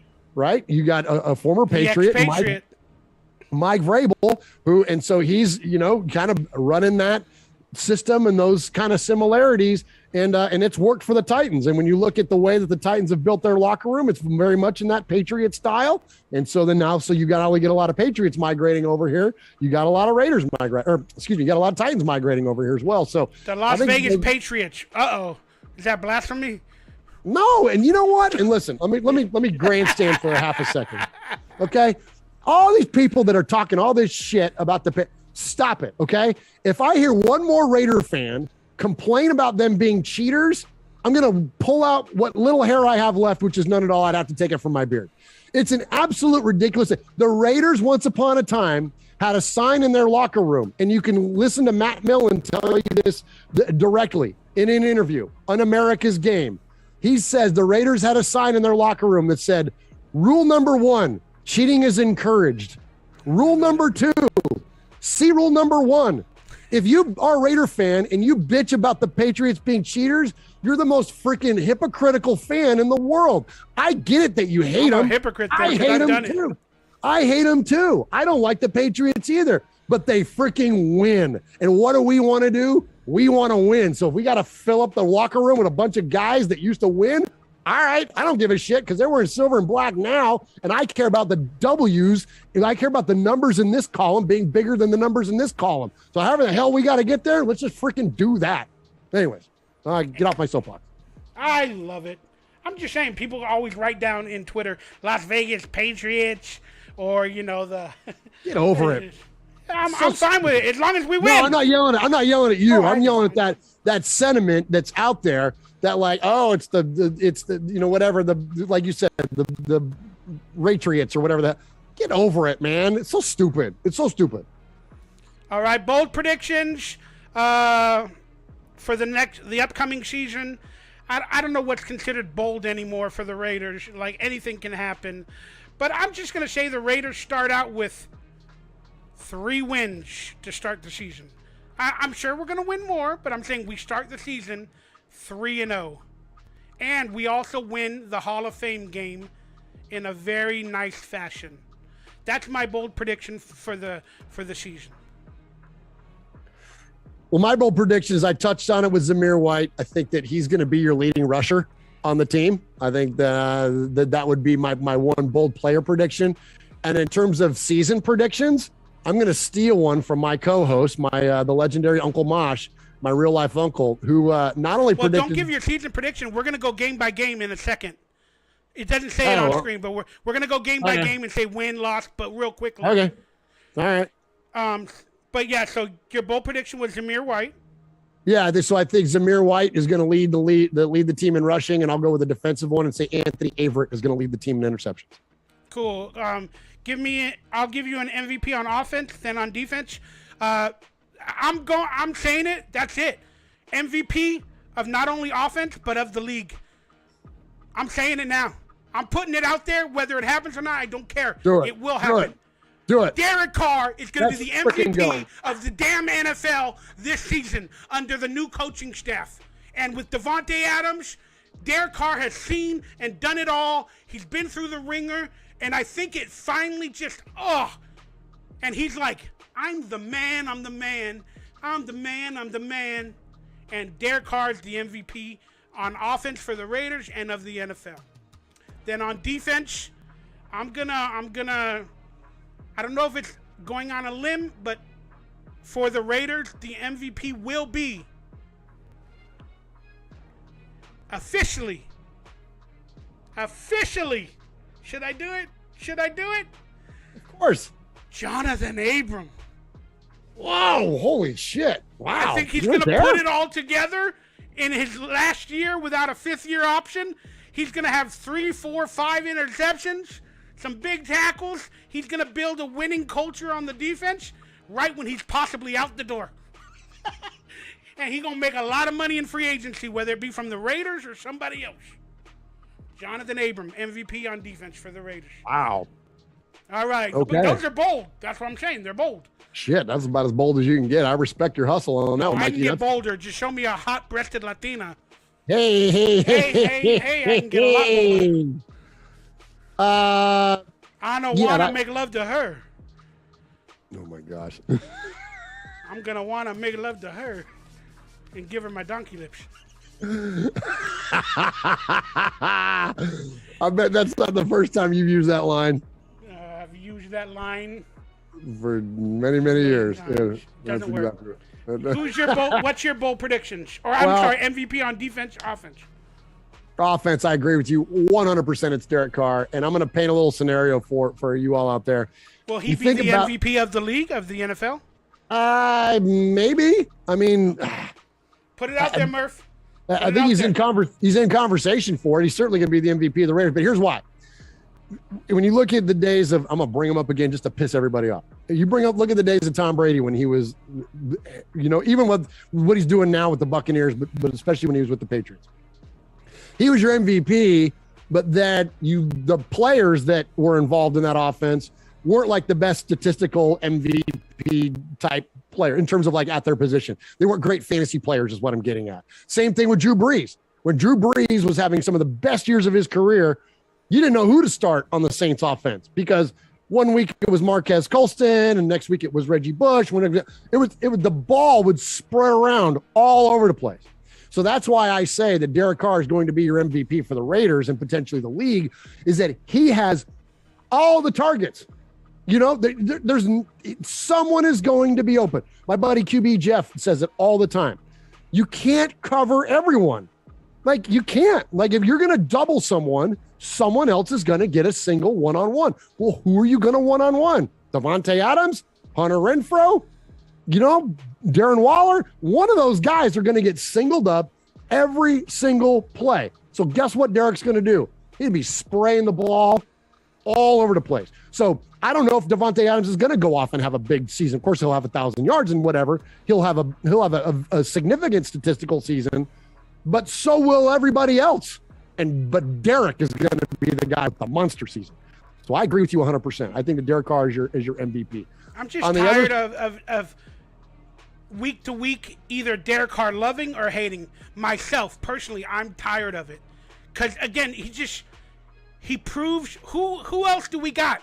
Then on top of that, he goes through everything. He builds the team together. They come together. They lose Henry Ruggs. He kills a woman. They still come together. They make the playoffs. And then people still want to call out Derek Carr. Well, on the field, he's not the greatest. I don't care anymore. He's done it all. He's seen it all. This is his time. And even if he doesn't become the MVP of the league, or even the Raiders this season, which he will be no matter what, he's already the MVP. For the Raiders as a whole, no matter what. So here's a bold prediction for you, and here's something that we discussed on the show the other day on our show, Raiders Fan Radio. I posed the question to the guys, and I pose it to you and everybody that's in the chat tonight too, Mikey. When you look at the lineage of great Raiders quarterbacks, it's a pretty short list, right? You got Stabler, LaMonica, Jim Plunkett, okay? Stabler was a very clutch player, not a dynamic passer, all right? Daryl LaMonica was a dynamic passer, the best arm the league, one of the best arms the league has ever seen, but not incredibly clutch at times and didn't have enough opportunity, frankly, to be so. Plunkett was a two-time Super Bowl winning champion, yes, but really was carried on the backs of the defenses that in which he played. And I don't think anybody can argue that when you have Hayes and Haynes in the secondary, and Matt Millen and Howie Long, and I mean, it's like, it goes on and on. So all that being said, Derek Carr is the most prolific passer the Raiders have ever seen statistically. Well, now he's got a more talented arm than Kenny Stabler. He's more clutch than Daryl LaMonica. So the only thing left for him to do is win to equal Jim Plunkett. And guess what? Derek Carr is going to be arguably the greatest Raiders quarterback ever. Yes, he's got to win, and that's a big if. But we're right on the precipice. If he has this MVP type season and he does take us to a Super Bowl, God forbid they win it, now Derek is in the conversation for the greatest we've ever had wear silver and black and play quarterback. That is a significant moment for not only him, but for more importantly for us as fans, because he don't give a shit about all that stuff. He just wants to win, and all players do. It's their job. They just want to go out there and win, take it game to game, and blah, blah, blah, blah, blah. But in terms of the lexicon of fandom, for somebody that's been a fan of this team for almost 50 freaking years, that's a big deal to me. And to a lot of other people I know, that Derek Carr is very close to becoming one of those, like the made of the made men. What do you think about that, Mikey? Just to end it here, I mean, like I said, Derek Carr is not a player without his critiques. And you said, he's more clutch than, who did you say it was? LaMonica. But I'm just going to be honest. I didn't watch LaMonica a lot, so I have no reference point.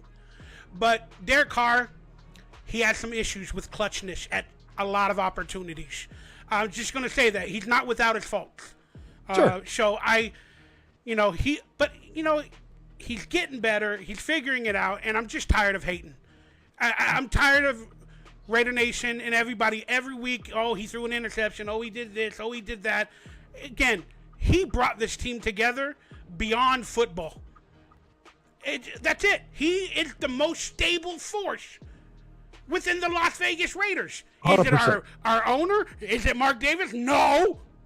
Because all the decisions he's doing. Is it our president? Is it our coaching staff? Who's the most stable thing on the Vegas Raiders that you can look to and say, he's always going to be there? He's always going to say he loves you or be there for you like a family. It's Derek Carr. He's the Raiders. He's the man. That's it. I'm done with it. No critiques necessary. I love this man, and I'm saying that moving forward. Who's your MVP on defense? Max Crosby. Let's go. effing go, man. 98 That guy is a points. Raider. That's why another reason I'm proud. That guy's a Raider. He freaking look, and I follow a handful of Raiders on the social media, and I'm not a big fan of making commentary on other gentlemen's bodies, but I will say this. He put up a post on his Instagram today. Dude looks ripped. He is freaking ready to go. And you know, he did this killer offseason program. He's got the $98.98 million in the bag. You know, not only did he secure the bag, so many Raiders secured the bag in this offseason, and congratulations to those guys that did that. But I'm looking for big things from Max Crosby. And not that we're not going to see big things out of Chandler Jones too, but, you know, Max Crosby's the young man, and he's coming into the prime of his career. And I think we're going to see him go nuts, because just like on the offensive side, you can't cover everybody. You can only double team one of those two guys. And I got a feeling Chandler Jones is going to get a majority of the double teams, and Max Crosby is just going to go ape shit. And so I definitely think he's going to be your MVP. Your sneaky MVP could be Anthony Averett. Yeah, like, because again, the turnovers. If he can get the turnovers, that's going to be a big deal, because we just haven't seen him. And what did Hayward do? Why was Hayward our best defensive player last year? Well, because he picked off the freaking Chargers to help get us into the playoffs. I would say Denzel Perryman was our best player last year. Well, that's fair too. Very, very fair argument as well. I 100% agree with you there. But and he didn't really create the turnovers, but he was just a stalwart for us and was a tackle machine. So, but anyway, with Casey Hayward and our defensive coordinator from last year, one and done. Yeah, not going to miss that cover 3. Thanks, Gus. Yeah, I want to be everybody's friend. You watch all the videos with him. Hey, what's going on? Did you watch a movie this weekend? You're gonna throw in some insults, get them fired up for some defense, make them hate you like what's the guy's name? Rob, the old Ryan. Buddy Ryan, make them hate you like Buddy Ryan. Make the offense literally hate the defense. Make the offense and the defense have a brawl in training camp on the field. Make the offense hate the defense and the defense hate the offense. Amen. I love it. Breakout player. Let me give you mine. My breakout player, you told me. I'm going to say Zamir White. Well, let's go. Yeah, and then so are we talking about for all players? In general, like somebody that was really not expected to maybe be the starter, make the team, and be a big impact. Somebody that wasn't expected. All right, just in the spirit of conversation, since you know what a fan I am already of Zamir White, I'm going to go with Divine Diablo, because of the impact that he had late in the year last year by playing defense and effectively starting at middle linebacker. I think there's going to be a lot of good to be had out of his game this year, and I'm stoked to watch that young man and see what he does. Yeah, the only reason I went along with you with Zamir White was because, again, even though he was drafted kind of high or whatever, again, he's got Drake in front of him, Josh Jacobs, he's got Amir Abdullah, he's got Brandon Bolden in front of him. If he ends up being the starter and a breakout, that's pretty good. It's huge. That's huge. Yeah, good call. All right, let's go over the win-loss as quick as possible. Just give me a win or a loss when I ask you the game. We'll start. Okay, I can't see the screen, so give me them. Yeah, because I don't remember them all. Yeah, I can barely see it as well. My graphics are so ridiculous. But preseason, it's the Hall of Fame game versus the Jaguars. Win-loss. Win. I give them a W. I predicted that earlier. You know what? I shouldn't write down preseason. The Vikings in week 2 of preseason. Win.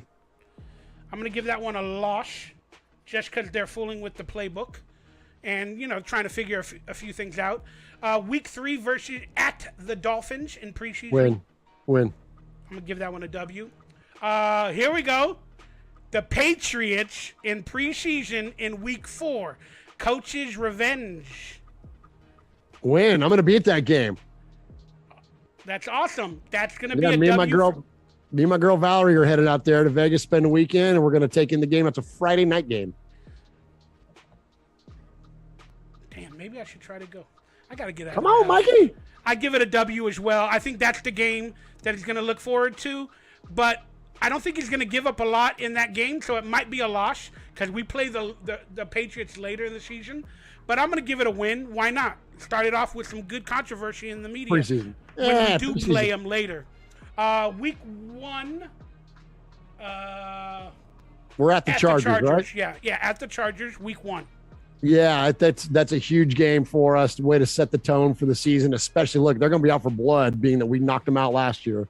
So this is going to be a hell of a game in LA. Raider fans are going to take over the place as we always do, and yeah, that's a W for the Raiders. I agree. W, week 1 for the Raiders. Arizona, week 2, at home. Yeah, that's the home opener. You got to win the home opener, right? So I think the Cardinals to me are one of those teams that are just a wee bit overrated. Like I get that Kyler Murray is a highlight reel and all that kind of stuff, but there's not a lot of consistency there. And then there's these questions about his heart being in it and all this stuff. Like, I don't know, man. Like, I'm not sold on the Cardinals. So yeah, give us a W. I give it a W as well, just because I predicted the Raiders to start 3-0. Then we're at Tennessee, the game that you're going to be at, and you're going to have all these events. Yeah, so just super fast, if you just allow me to. So we're gonna do a we're gonna meet up on Friday night. Then we're gonna do the Music City Raider Nation party downtown at Bowie's on Saturday night, and then Sunday we're gonna do our joint tailgate with the Bussin' with the Boys crew, probably at one of the bars downtown, likely Acme Feed and Seed.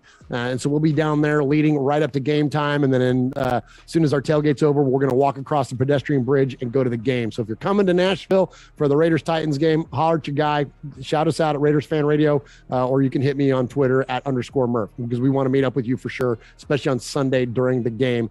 And after we walk across that pedestrian bridge to go watch the Raiders win, because the Raiders, I've seen now the Raiders, well, I've seen them play there a million times in Nashville, but the last 3 times we played 3 years in a row in Nashville and beat their ass all 3 times. The Titans only beat us with the last game in 19 in Oakland. So yeah, there's three. It's a W. It means it's a W. Yeah. There you go. I'll give you that one or this one. There's no, a 3 that way. This, no, that's a W. Yeah, they're good. So we're gonna however, we can whatever we can do all the W's. We throw them all up there. Anyway, here we go. There's another one for you. Anyways, point being, though, we're gonna whip their ass, and I think that this is gonna be a badass game. This is gonna be a bloodbath. It's not gonna be a blowout. This is gonna be a freaking gritty ass football game, because both these teams are gritty and gnarly, and I cannot wait. Both coaches from the Patriots want to prove something. There's so much going on. There's so many dynamics. There's so many rivalries going on in this one. It's going to be awesome, man. It's going to be hot as shit because it's hot that time of year here in Nashville. And it's a noon game local time, so it's going to be great, man. It's going to be great. Week 4 versus the Denver Broncos. W. We're beating their ass this year. The Broncos are so freaking overrated. Give me a break. I should give it a W, but I only predicted the Raiders to start 3-0. So, just because of my philosophy was bad going into this segment, I'm going to give them an L. Even though I know it's going to be a W. I think the Raiders are going to be a little bit tired. They won so much in the preseason. They're going to be stupid and take a week off, and then Derek Carr's going to yell at everybody, and they're going to take a week off and hope to beat them because they got Kansas City coming up next. So wait. So you got them with a W, and then I got them with an L.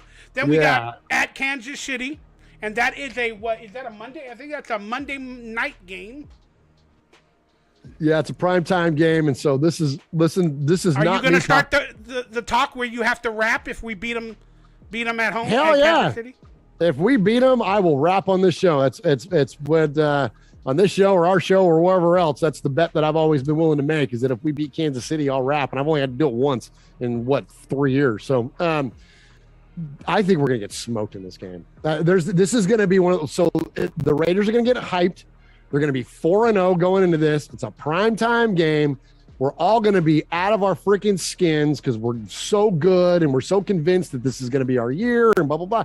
And then we're going to go out, and because if you think about the track record, what is it? And that's what happens, is that we get into these games where it's like we're the world is watching and we get blasted. And so but as we go on, you'll hear a different Murf coming out. But in terms of this singular game, I have a very defeatist attitude around it, because we're going to be like, oh, they don't have Tyreek Hill now. Orlando Brown's holding out or whatever the hell. There's going to be all these weaknesses and blah, blah. Yeah, all right. Watch, Patrick's going to still go out there and throw for 400 yards and beat our ass. I think this is the game where Derek Carr solidifies himself in the MVP running. He finally puts it all together, and this is the game that solidifies Derek Carr to the NFL, to the media, that we ain't no joke. We beat Kansas City, and we are now 4-1. And there we go. I'll leave it at that. I hope you're right. I hope you're right. I hope I'm dead ass wrong. So do I. And then we got the bye week. Then we got the Texans coming up at Texas Stadium in week 7. I'm going to predict this one as a W. Oh, we're home. We're home on that one. Does it say at? It says Now we're home. Raiders versus Texans. So. Yeah, versus, not at. Oh, yeah. So I'm thinking at home. Mikey. Yeah, we win that game. I mean, talk about an under-talented football team. We better win that one. There's always a game that we should win and don't, and then shouldn't win and do, but we're not there yet. I'll get to that later on. But yes, I think that we beat the Texans. Yeah, I'm so bad with mine. I'm trying to figure out how to write all this stuff down because I want to keep track of it like we did last year. Last year, you predicted the Raiders 11-7, making the playoffs. I predicted them 10-6, which they were. And we both predicted them as a wild card, but I think they were not the wild card, or they were the first wild card, like the first wild card. 4, 5, 1, 2, 3. Okay, we're good. Where are we? The Texans, I believe. They got no coaching staff. No, I believe we get another W. Yeah, we can win that one. Yeah. All right. Then the Saints or the Aints at home. Yeah, no, that's at. We're on the road. Yeah, we're on the road. We lose that one in the Superdome. I agree, actually. I don't know why. But I'm going to give them a loss here and there. Then we're at the Jaguars, the Jaguars. Yeah, this is one of them. 9. Sorry, I can't see it. That's okay. This is one of those dumb ones where it's like, what the hell happened? Like when we lost to the Falcons at one time. Yeah, I think we're going to lose on the road. East Coast time zone. A team we absolutely have no business losing to. Like, this is the one where we come away and go like, what the hell was that? I think we lose that one as well. Dang, I can't believe I'm agreeing with 2 losses in a row. Then we got the Colts in week 10 at home. I think that's our first home loss. Wow.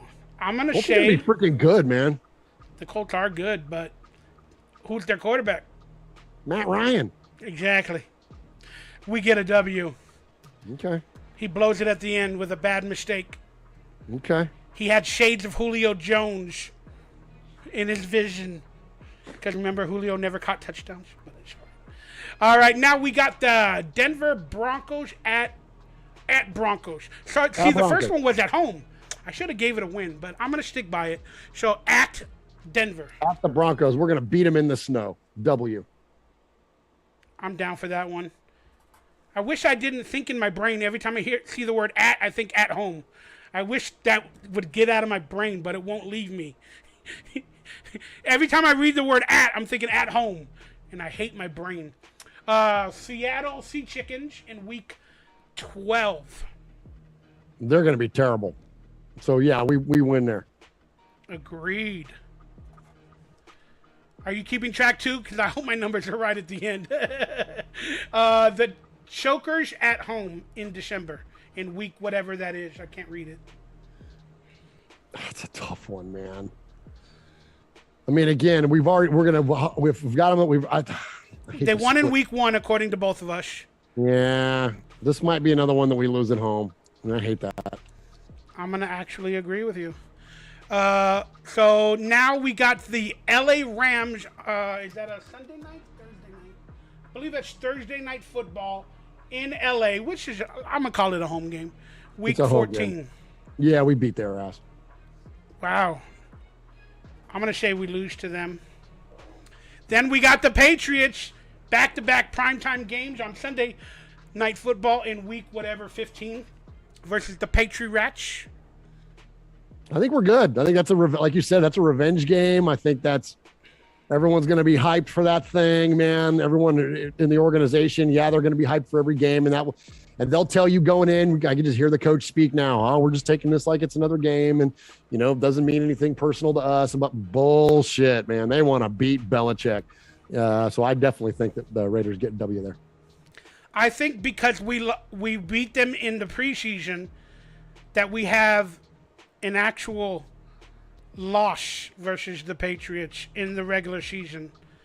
Because, you know, it's going to be Belichick versus his protege. Oh, yeah. I don't know. I'm giving it a loss. Even though I really want them to win. Trust me, I want the Raiders to win every game, guys. Of course you do. Then in week 14, 15, 16, at Pittsburgh. Freaking Christmas Eve, man. Oh, yeah, that's Christmas. It's Christmas Eve, but I think the Steelers are down, man. I can't see us losing that game. I don't know. I mean, we played great on Christmas Eve last year when we beat the Cowboys, right? So, I mean, I think we're fine. I'm always weary of the East Coast games because the Raiders historically have not done well on the East Coast, but we've seemed to kind of exercise that demon the past year or two. So I think we're fine. So and being that it's prime time, I think we're going to be okay. So I think we beat the Steelers. I give that one a W as well. I think we always play the Steelers well, and I think we'll get a victory on Christmas. That means a lot to Derek Carr and his religious aspects. So then we got the very interesting team in Week 17, the 40 Whiners. Gosh, they're freaking. Who knows what you're going to get with them? But they're the Niners, man. So let's beat them. So you give that a W. I give us a loss versus the 40 Whiners. Okay. Now to end the season. Possible playoffs on the line, I believe, in both of our records, versus Kansas City at home. Here we go. I think we knocked them out just like we knocked out the Chargers, and that's my bold prediction on the season. I don't think the Chiefs make the playoffs this year. Boom! Boom! Like the John Gruden idiot statement in the Super Bowl where he beat us. Boom! That's it. I think that, and I stole that from my Uncle Mosh, but I think that's the damn truth. I think the Chiefs are going to have a down year. They've gotten dinged up too much. The contracts finally caught up with them. We talk about that all the time. You can't live in salary cap, heaven for long. Eventually it catches up with you. And Juju Smith-Schuster does not scare me one single bit versus a Tyreek Hill. So you got an aging Travis Kelce. You got, you know what I mean? Their defense has kind of always been questionable, but has stepped up when it's needed to. You got this Orlando Brown volatility going on. Like, I'm telling you, man, I think the Chiefs are going to finally take a step back this year. Patrick won't. Patrick's Patrick. He's going to be great. But they've taken a step back in both seasons, previous two seasons, in my opinion. But guess what happened in Week 4 for the Raiders in 2022? In Week 4. Derek Carr solidified himself in the MVP race in Week 4 when we beat the Kansas City Chiefs in Kansas City. Now the Raiders are at home versus Kansas City. Derek Carr wins the MVP race and talk against Patrick Mahomes in Week 17 versus the Kansas City Chiefs, and we get a damn victory to lead us into the playoffs, and we're going to go somewhere this year. I'm predicting AFC Championship this year. Then in 2024, when the Super Bowl is in Vegas, I guarantee you we're going to be there. Like it, Mikey. So what's our records? I'm going to try to count correctly. 1, 2, 3, 6, 7, 8, 9, 10. From my possible recollection, I probably made mistakes. I have us 10-7. So that means we probably made a wild card, and then we go somewhere. 1, 2, 3, 4, 5, 6, 7, 8, 9. Wait, 1, 2, 3, 4, 5, 6, 7, 8, 9, 10. And you had us losing against Kansas City or winning? No, winning that last one. Okay, so then you have us at 11-6. 11-6. There you go. You know what? I'm gonna say we'll probably be 11-6. That could be good enough to win the division. Because here's the thing: is that everyone's like, "Oh no, now the Raiders got to play Russ, and all the Raiders got to play Herbert, and all we got to play Mahomes." Yeah, and they all got to play all of each other too. Like, this is the most competitive division in all of football. And when you get the most competitive division in all of football, not one team is going to like stand out. And you're going to end up with a 10-win team or a 9-win team on the outside looking in. Like the whole division could have a winning record, but they're all going to be within a game or two or three of each other. So I think the Raiders could win the division at 11-6. Like, and the Chiefs could be all the way out of it at 10-7. Like, especially if we beat them and have the tiebreakers, like I'm telling you, there's a very real world where this division is going to be an absolute logjam. It's going to be crazy. I got to go over my numbers again, but again, I probably did have them at 10-7, but I'm agreeing with you more, so I probably made a mistake in there somewhere. I got them at 11-6, but last year the team made the playoffs at 10-6 in the like 5th or 6th position, so that's pretty decent. And it could happen again this year. What are your thoughts, real quickly? We'll end it here on the experts ranking the Chargers ahead of the Raiders in almost every category. And I don't know the numbers statistically, but they're probably like the 17th or 18th best team in the league, and the Raiders are like 23 or 24, and we beat them. What are your thoughts on that? There are 3 certainties in life, Mikey. One of them is that we're all going to meet our maker. We're going to pay the government. We're going to pay Uncle Sam his share. And the sports media is going to overhype the Chargers in the offseason. It happens every freaking year. It's the most clown-ass reporting, and I never will understand it. You could go back all the way. I've been a football fan for a long time, and as many of you that are listening to this have as well. Remind me of a season where the Chargers were not lifted up as the media favorite to win the West. It's every year. And how many times have they been in the Super Bowl? Once. And they got their asses smoked. Oh, they were there once? I was going to go 0. No, they got smoked by freaking Steve Young, who threw 5 touchdown passes against them in 1995. Was that with Junior Seau as well, or no? Yeah, and Stan Humphries and all that. I don't care about the Choker's history. I don't either. But my point is, though, is that, yeah, LaDainian Tomlinson used to own us. And, yes, we've got some dark days against the Chargers. But this idea that they are constantly overhyped by the national media. We beat them last year to go to the playoffs. So stupid. We beat them, like, and the whole camp of, like, oh. Without a coach?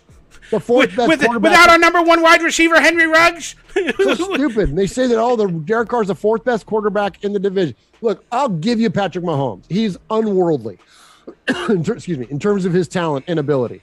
But Justin Herbert is a kid. He's still way unproven and forces passes and throws some junk-ass passes, including the one to Casey Hayward when we freaking won that game. So, like, the idea that, like, he's a clear-cut favorite of Derek Carr is bullshit. And this whole idea about Russ being like, oh, Russ. Russ won the Super Bowl on the back of the Legion of Boom. If you want to have a perfect example of a player that doesn't make his team any better, go look at what the Seahawks have done the past few years. Ever since that defense broke up. Guess what? They haven't won shit. Russ Wilson doesn't do anything but extend a play once in a while. He's not going to freaking propel the Broncos to some goddamn 12-win season. It's bullshit, and everybody overhypes and undersells the Raiders. And you know what? Fine, because we're used to it. And you know what? Yeah, there are some people like Kyle Brandt. Yes, there's Colin Cowherd. Yes, there's Rich Eisen. There are some members of national media that are actually giving a lot of love to the Raiders and propping us up as a favorite in the division. But we are still, by far, the way in the minority of favorites to win our division, which is asinine that they would actually pick the Chargers to be the team that's going to go and represent the AFC in the Super Bowl. Are you effing kidding me? How many times are you going to bang your head against that wall before you stop and realize that you're bleeding to death? Like, quit it. It's the dumbest thing. It happens every effing year. And they're all idiots. They're all morons. They're all driving a narrative. It's why I don't trust sports media or media in general. Everyone's got a thing they're trying to promote, and it's so stupid. It's so stupid. In the word of one of the rap artists that I can't think of the name in the 90s, word up. Hey. Cameo. There you go. Speaking of cameos, if you guys would like a cameo of mine, just go to the cameo.com website, search Donkey Lips, and you can buy a cameo, get a shout out. I don't know what I'm doing. I'm just being stupid. Let's move along to the final fun segment. Murf, the shows went 2 hours. You got another 15 minutes in you? Yeah, I got 15 more. Yeah, what the heck? I'm having a blast. This is fun, Mikey. Yeah, I apologize. I was trying to do one and a half, 145, but well, we haven't done a show in a year, so we got to get all this stuff out, man. And it's great to be back here on Mondays with Mikey and Murf with my boy Mikey. What do you think of that? I guess custom jersey for Derek Carr that one of the fans posted online. It has the Las Vegas hockey team theme as well of the Golden Knights, I believe they're called. What are your thoughts on that jersey? Would you like to see that for 1 week in Vegas? Oh, hell no. No, and hell no. I like the idea. Like, I'm all about that kind of stuff. Like, look, I'm an Oakland sports fan, so I love the Warriors and the A's. And I love it when, like, you know, I can get like an A's hat that's like silver and black. So it goes with my Raiders jersey because green and gold doesn't go with the Raiders jersey. Like, so I like that kind of stuff. You see the Dodgers do that. You see, you know, of course, black Dodger hats and something that goes with Raider gear and whatever. But I am so protective and about the Raiders' visual appearance. And I am a total purist. Now, I don't expect everybody to agree with me. And I know it's a new world and I'm an old school guy. But I am such a purist when it comes to the Raiders uniform. I think the Raiders uniform is perfect. You have your away jersey, you have your home jersey, and then you have your alternate, which is a harken back to the AFL silver number jerseys that, again, Daryl LaMonica and all those greats, George Blanda, Giamotto, they all wore that stuff when they were in the AFL. So we already have a perfect home, a perfect road, and a perfect alternate. Now, the end. And I've gotten into some conversations with good friends of mine who want to see like a black helmet and like all black uniform. And that to me, it's what you see in a movie. Like, that's not what the Raiders are. The Raiders are silver and black. We have the most classic look. You can't get better than the Raiders uniform. So, and that's a little bit of a soapbox, but like this idea of putting yellow and all that or gold, it looks like a Stamp Steeler thing. Like, no, thank you. Real quickly, I do not want you to rant after I tell you this, but another story about jerseys that is going to piss you off is in the top 10 on NFL Network of the best jerseys. The powder blue Charger jerseys are at number 1, and the Raiders are at number 3. The Steelers are 2, I believe. The Chargers powder blue jerseys are at 1 and the Raiders are at 3. I don't want to rant, but that is some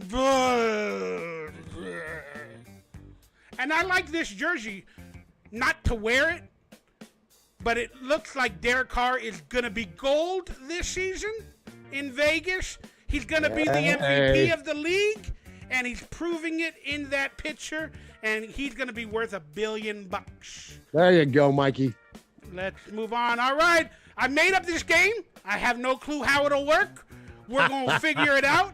It might be silly. It might be stupid, but it's called the Alphabet Raider Player Game. And before we get into that, just because I'm a conspiracy person, I don't know if you understand what the Mandela effect is. I do. That is a representation of King Tutankhamun and his crown with the snake on the forefront. Yes. Did you know there, in real life, there's an actual second animal on his crown? I did not know that. And I do know this is out front of the Luxor Hotel there on the strip. When they put the eye patch for the Raiders. They put the eye patch on. They also put the Raider jersey on the Statue of Liberty at New York, New York. They do all kinds of cool stuff.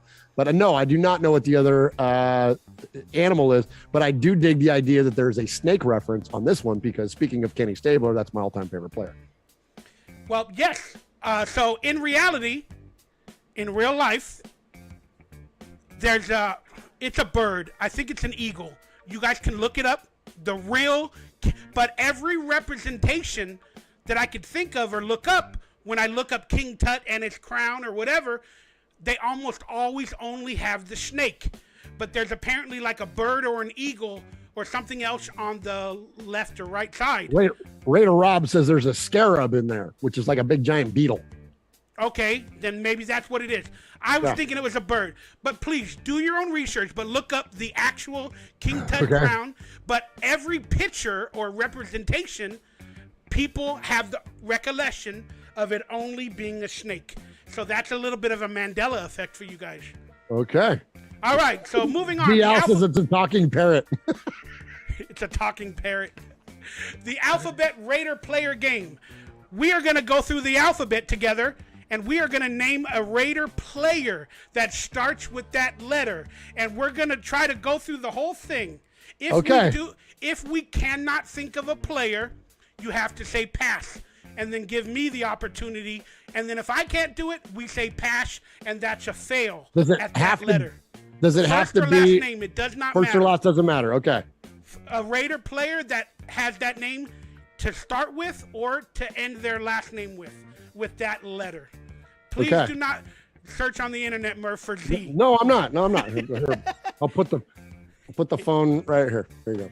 It's sitting on top of my computer monitor. But I am making myself notes. The internet with, like while we're doing it. But so we will start, and hopefully we can both name a player.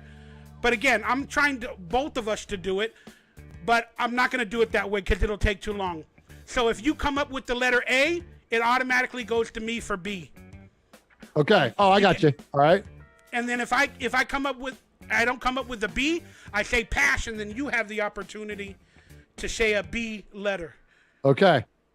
But then again, if you get the B right, I don't have to do it, and then it goes to C to me. Okay. Can we repeat the player? Say it again. So can we repeat the player? So say they have one initial for A and then another initial for L. Can we repeat a player? So like Lyle Alzado could be an L or an A.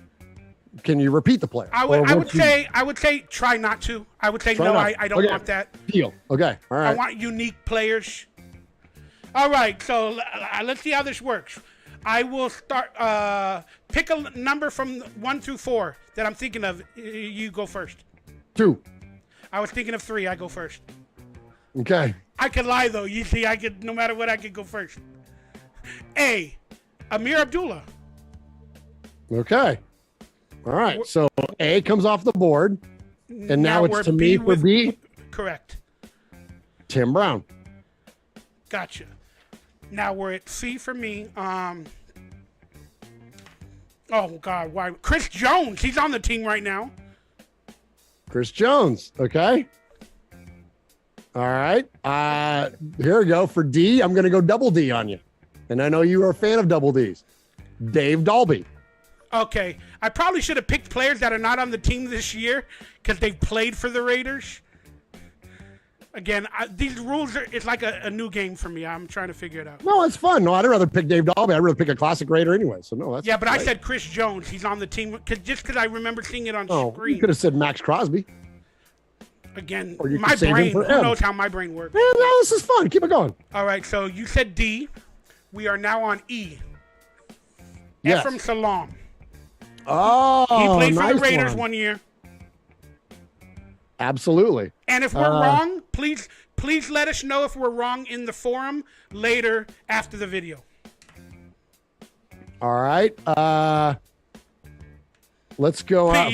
Somebody wrote, you said double D's. Yeah, I did. Double D's. Let's go. So for F, let's go with Freddie B. Fred Biletnikoff, one of my all-time favorites. G. Oh, my God. I'm doing everybody from this year just because I saw it on screen. Jerry Green. All right. Jerry Green for G.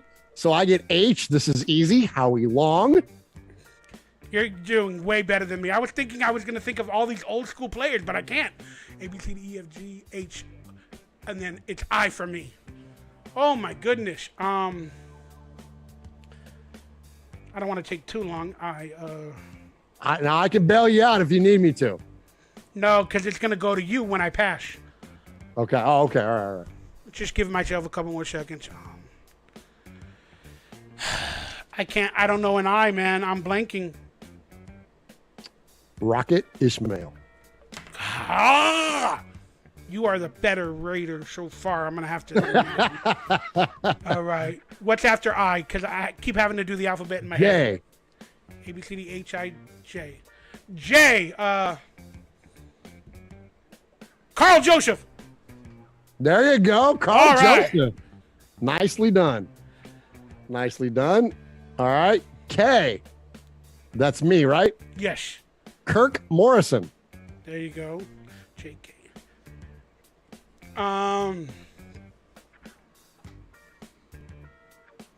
We're on L now, so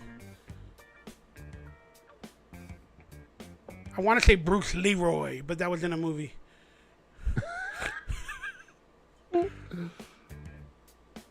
I'm not even reading the chat. I can see the chat, but I'm not going to read it. L. Linval Joseph, was he a Raider? I don't think so. Linval Joseph? I don't know. I'm going to pass. You don't remember. All right, I got you. Pass. Larry Brown. I should have said Howie Long, but I was like, I'm not. We already used Howie Long. We used Howie on the H. No, I know, but again, if we played where we could have said it both, I was going to do it. What was yours? Yeah. Larry Brown? Larry Brown, yeah. Sounds former like Super Bowl MVP from Larry Brown got me $2.1 million. Oh, that's Larry Parker. Larry H. Parker got me $2.1 million. So you got Larry Brown, and I missed that one, so I missed an L.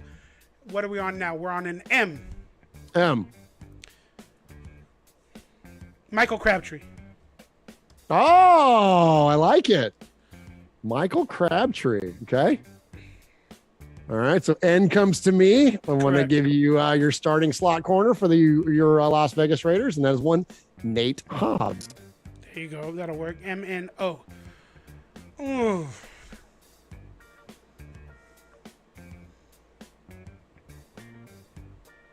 Goodness gracious. I don't know. Why did I pick this game? I suck. Wait, who picks a game they suck at? Who does that? It's game night. It's game night. I'm going to pick a game that I suck at. You didn't look up X's or something. No, I could have done it, but I really wanted to be honest and genuine at the moment with our game. You get it? I could have looked up a bunch, but I wanted to be genuine. Yeah, I dig it. Greg Olsen. Oh, he just came to me out of nowhere. Greg Olsen. I like it. Honorable mention there would have been Jim Otto. Oh my God! See again, my brain. There you go. That's okay. I love it. All right, so Murf, guess what? You've won already. The game ain't over. You've won, but let's go on. No, we'll keep it going here.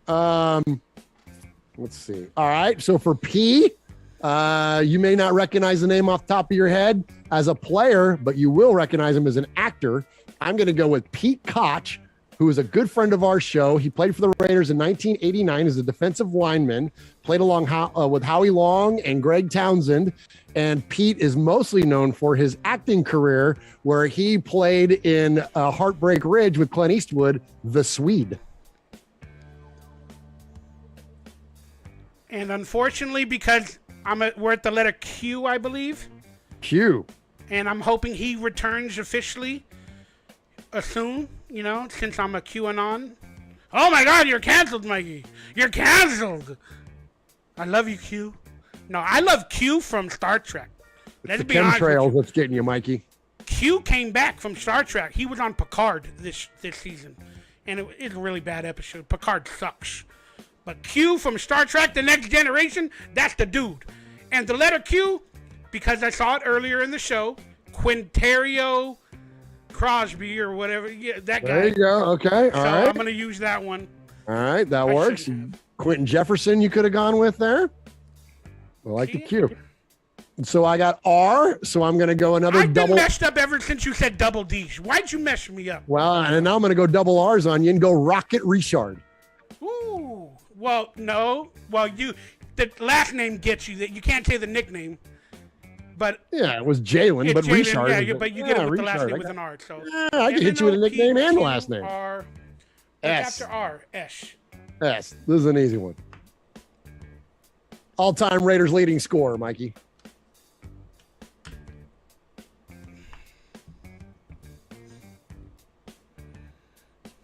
Come on, man. HGH, Natural Light, Florida State.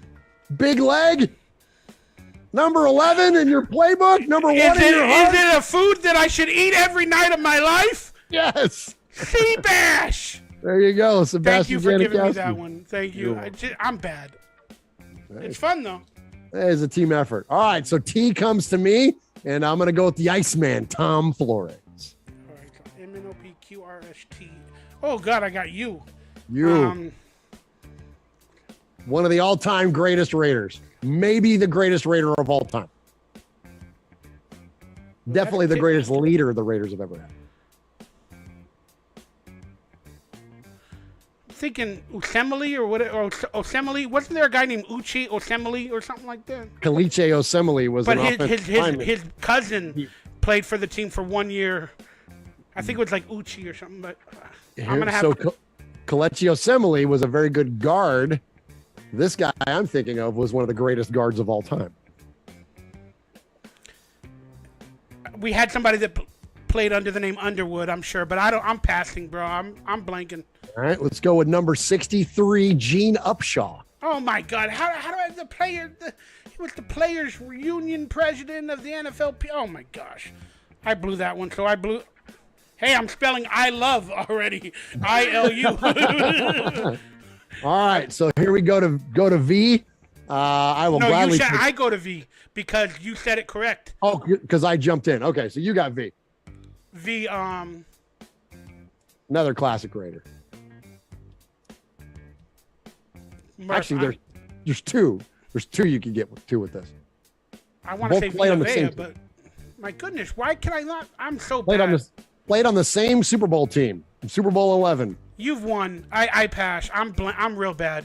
You could go with Mark Van Egan, number 30, or you could go with the legendary linebacker, one of the best sports storytellers in the history of sports storytelling, and that is the great Phil Villapiano. I love that I hate you. and here's literally what I'm writing. I, L, U, and V that I've technically have lost. That I've given up on. Okay, we're having fun, man. This is fun. What's after V? MNOP. W. TV. W. Ooh.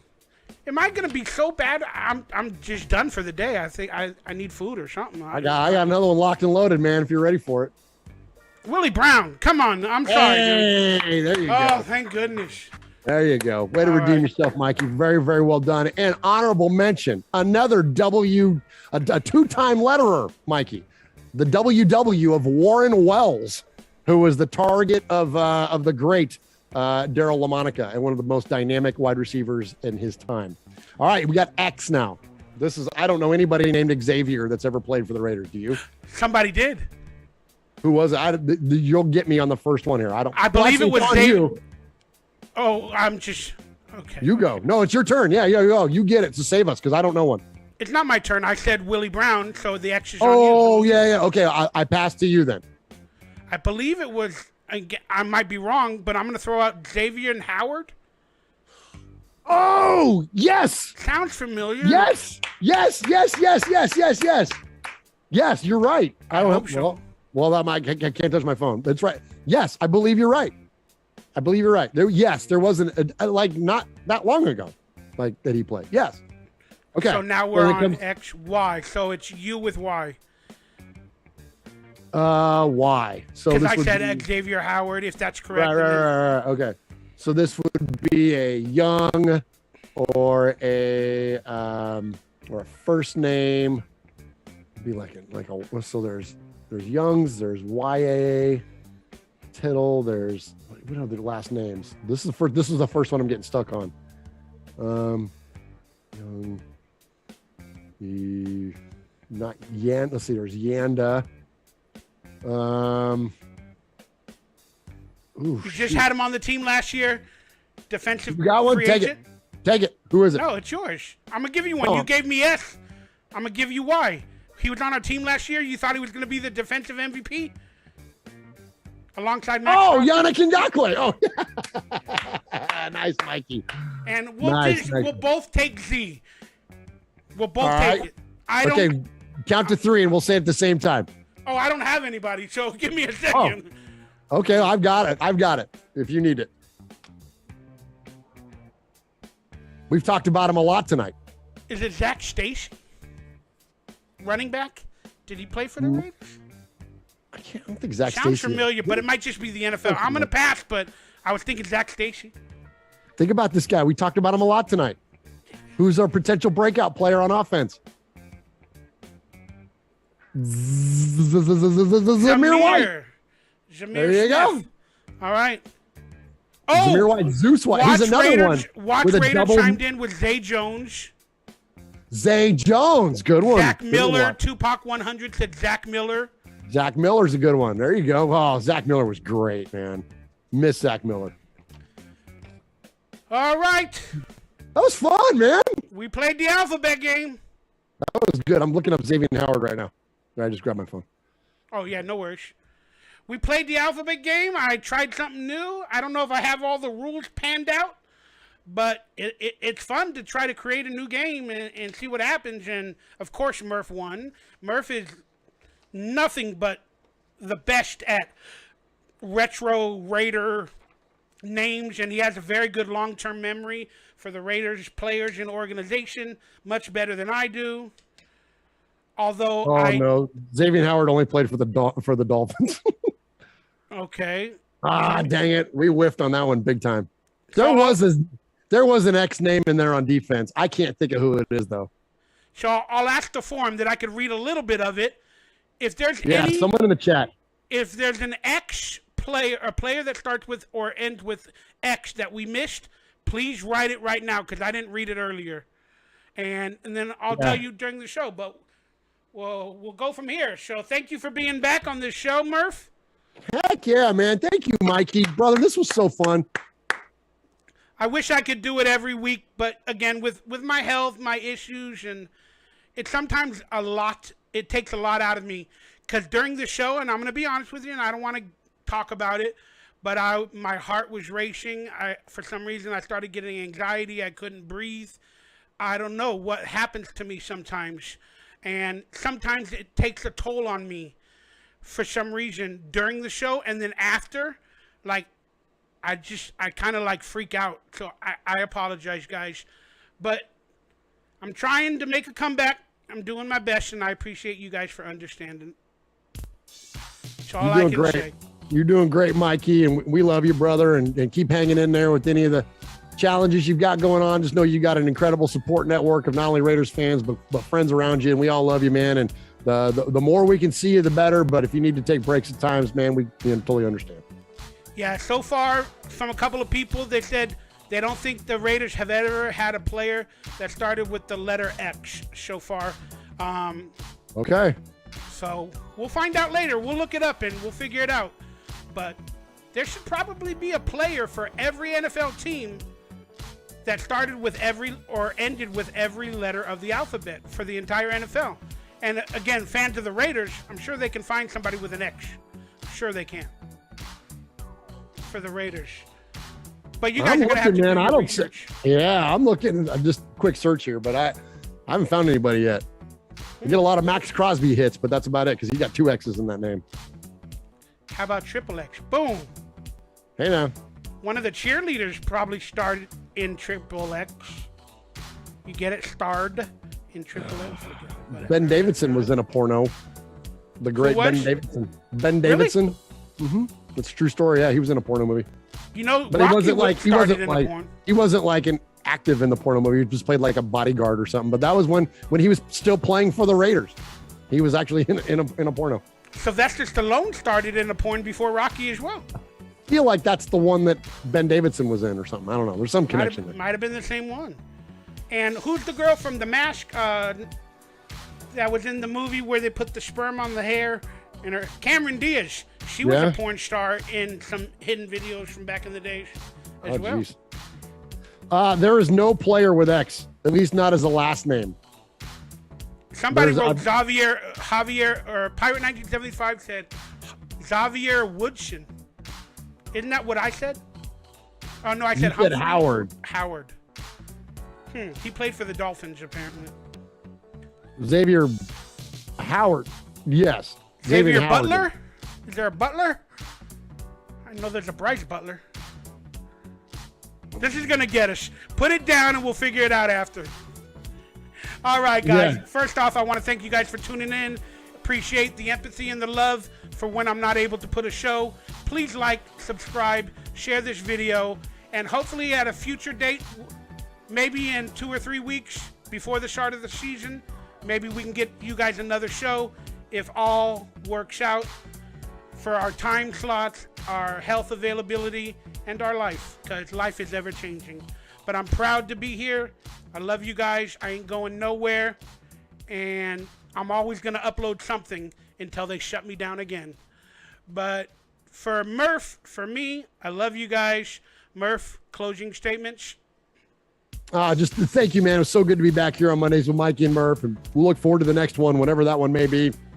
Whether it's a year from now, a week from now, month from now, doesn't matter. Mikey and I always, I love getting on and doing this show. That this is always, again, it's such a fun time, and the energy that you bring to it is always such a blast. And you bring such a unique approach to your Raider fandom, and one of the first ones to ever do it in this medium of YouTube. And so always the utmost respect for you, Mikey. And really, you started this game, man, way back in the day. And so I'm very thankful to be part of it and represent our show, Raiders Fan Radio, here. And so, yeah, you've always been so kind to give us the platform and to allow us to promote our stuff and been such a friend to us on social media, but more importantly, off the screens in real life. You become a great friend. And so I appreciate you and appreciate being here. Appreciate everybody that's joining us, everybody that's in the chat room tonight. It's hard for me to keep up with the chat during the show, but just know I always go back and read that and love to see all your comments and love the support that you give us at Raiders Fan Radio. And also as Mikey starts rebuilding his channel once again. And so much love to all you guys out there, and let's effing go, man. Raider football is right around the corner, 2.5 weeks, and we'll see you there in Canton. And real quickly, I don't want to divulge too much, but if you guys feel the need to donate, to inspire me, to help me out in any aspect, I believe there's a Venmo below. I believe there's a PayPal below. Until hopefully I get up and running with YouTube and ad placement to make even $20 a month, I don't know what's going to happen there. But if you feel inclined to do so, you're more than welcome to, and I will be forever grateful. Also, Murf has a wonderful charity that I really recommend that you guys check out. Let them know the details, Murf. Yeah, One Nation Foundation. So we give away 100% of the money that we get there at the One Nation Foundation. It's a nonprofit organization that we started a few years ago. We started making money with our channel. And just to give you a quick little update, so we give to all Raiders related charities through the foundation. And our first year we gave $2,000 to the Blitnikoff Foundation. Last year we gave $4,000 to the Blitnikoff Foundation. This year we are on track to donate $8,000 to the Blitnikoff Foundation. And that is 100% because of all the listeners and all the amazing support that you guys give us through direct donations, or, when we raffle stuff off, or you buy our merch, like any of that stuff. And you can find all that at RaidersFanRadio.com. You can click the One Nation Foundation link and you can donate directly there. Yeah. Oh, okay. Wonderful. Yeah. Thank you for that. And yeah, so anything that you do, just know that we pass all that money on, and, we don't begrudge anybody that makes a living by doing this YouTube thing. We just happen to be fortunate enough. If you're able to take the money you earn and give it to a charity, even more so the better. But a lot of us are not honestly in that position where if we are able to earn money or get donations, we technically need it for ourselves to continue our content. Absolutely. And neither one of those are bad things, and it's both work perfectly. So whatever way you choose to go with it and support us, or not choose, or support both, and there's plenty to go around. So there's plenty of ways of supporting as well. If you can't, like subscribing to Raiders Fan Radio, to Murf, liking every video, reposting it on Twitter if you had a good time, and speaking in the forum below. Say we enjoyed the show, and being a part of the conversation. That's absolutely. And that's the biggest way. In fact, frankly, more important than any of the direct donations, or that word of mouth and that promotion, anything that you can do to help us, because it generates advertising revenue for us. It advances our partnerships. We're going to start up with Woodson Whiskey. Charles Woodson's whiskey brand is going to come on board and become a sponsor of ours. And so we have some other cool things going on, and it's all based on listeners and downloads and subscriptions and all that. So that's by far the most important thing, because any of those advertising opportunities that we get, again, that money goes into the foundation to our nonprofit. So again, thank you, Mikey, for giving me that platform. I'm going to shut up now, but I appreciate so very much all the support that we've gotten not only from you, Mikey, of course, but your audience. Thank you so very much, all of you. Well, thank you to the fans, and I'm still here. Through all my barriers, I'm still trying my best. So let's get on out of here. We'll play the song, do a little rap, and we done for the day, y'all. So for Murf, from me, we love y'all. Let's go Raiders, and let's have a winning season. This has been Mondays with Mikey Heath Murf. We talk some Raiders and drama and political and controversial dirt. We having a good time. Let's go. We're going to have more good times in the future. So stay tuned for more Mondays in Mikey and Murf. We out of here.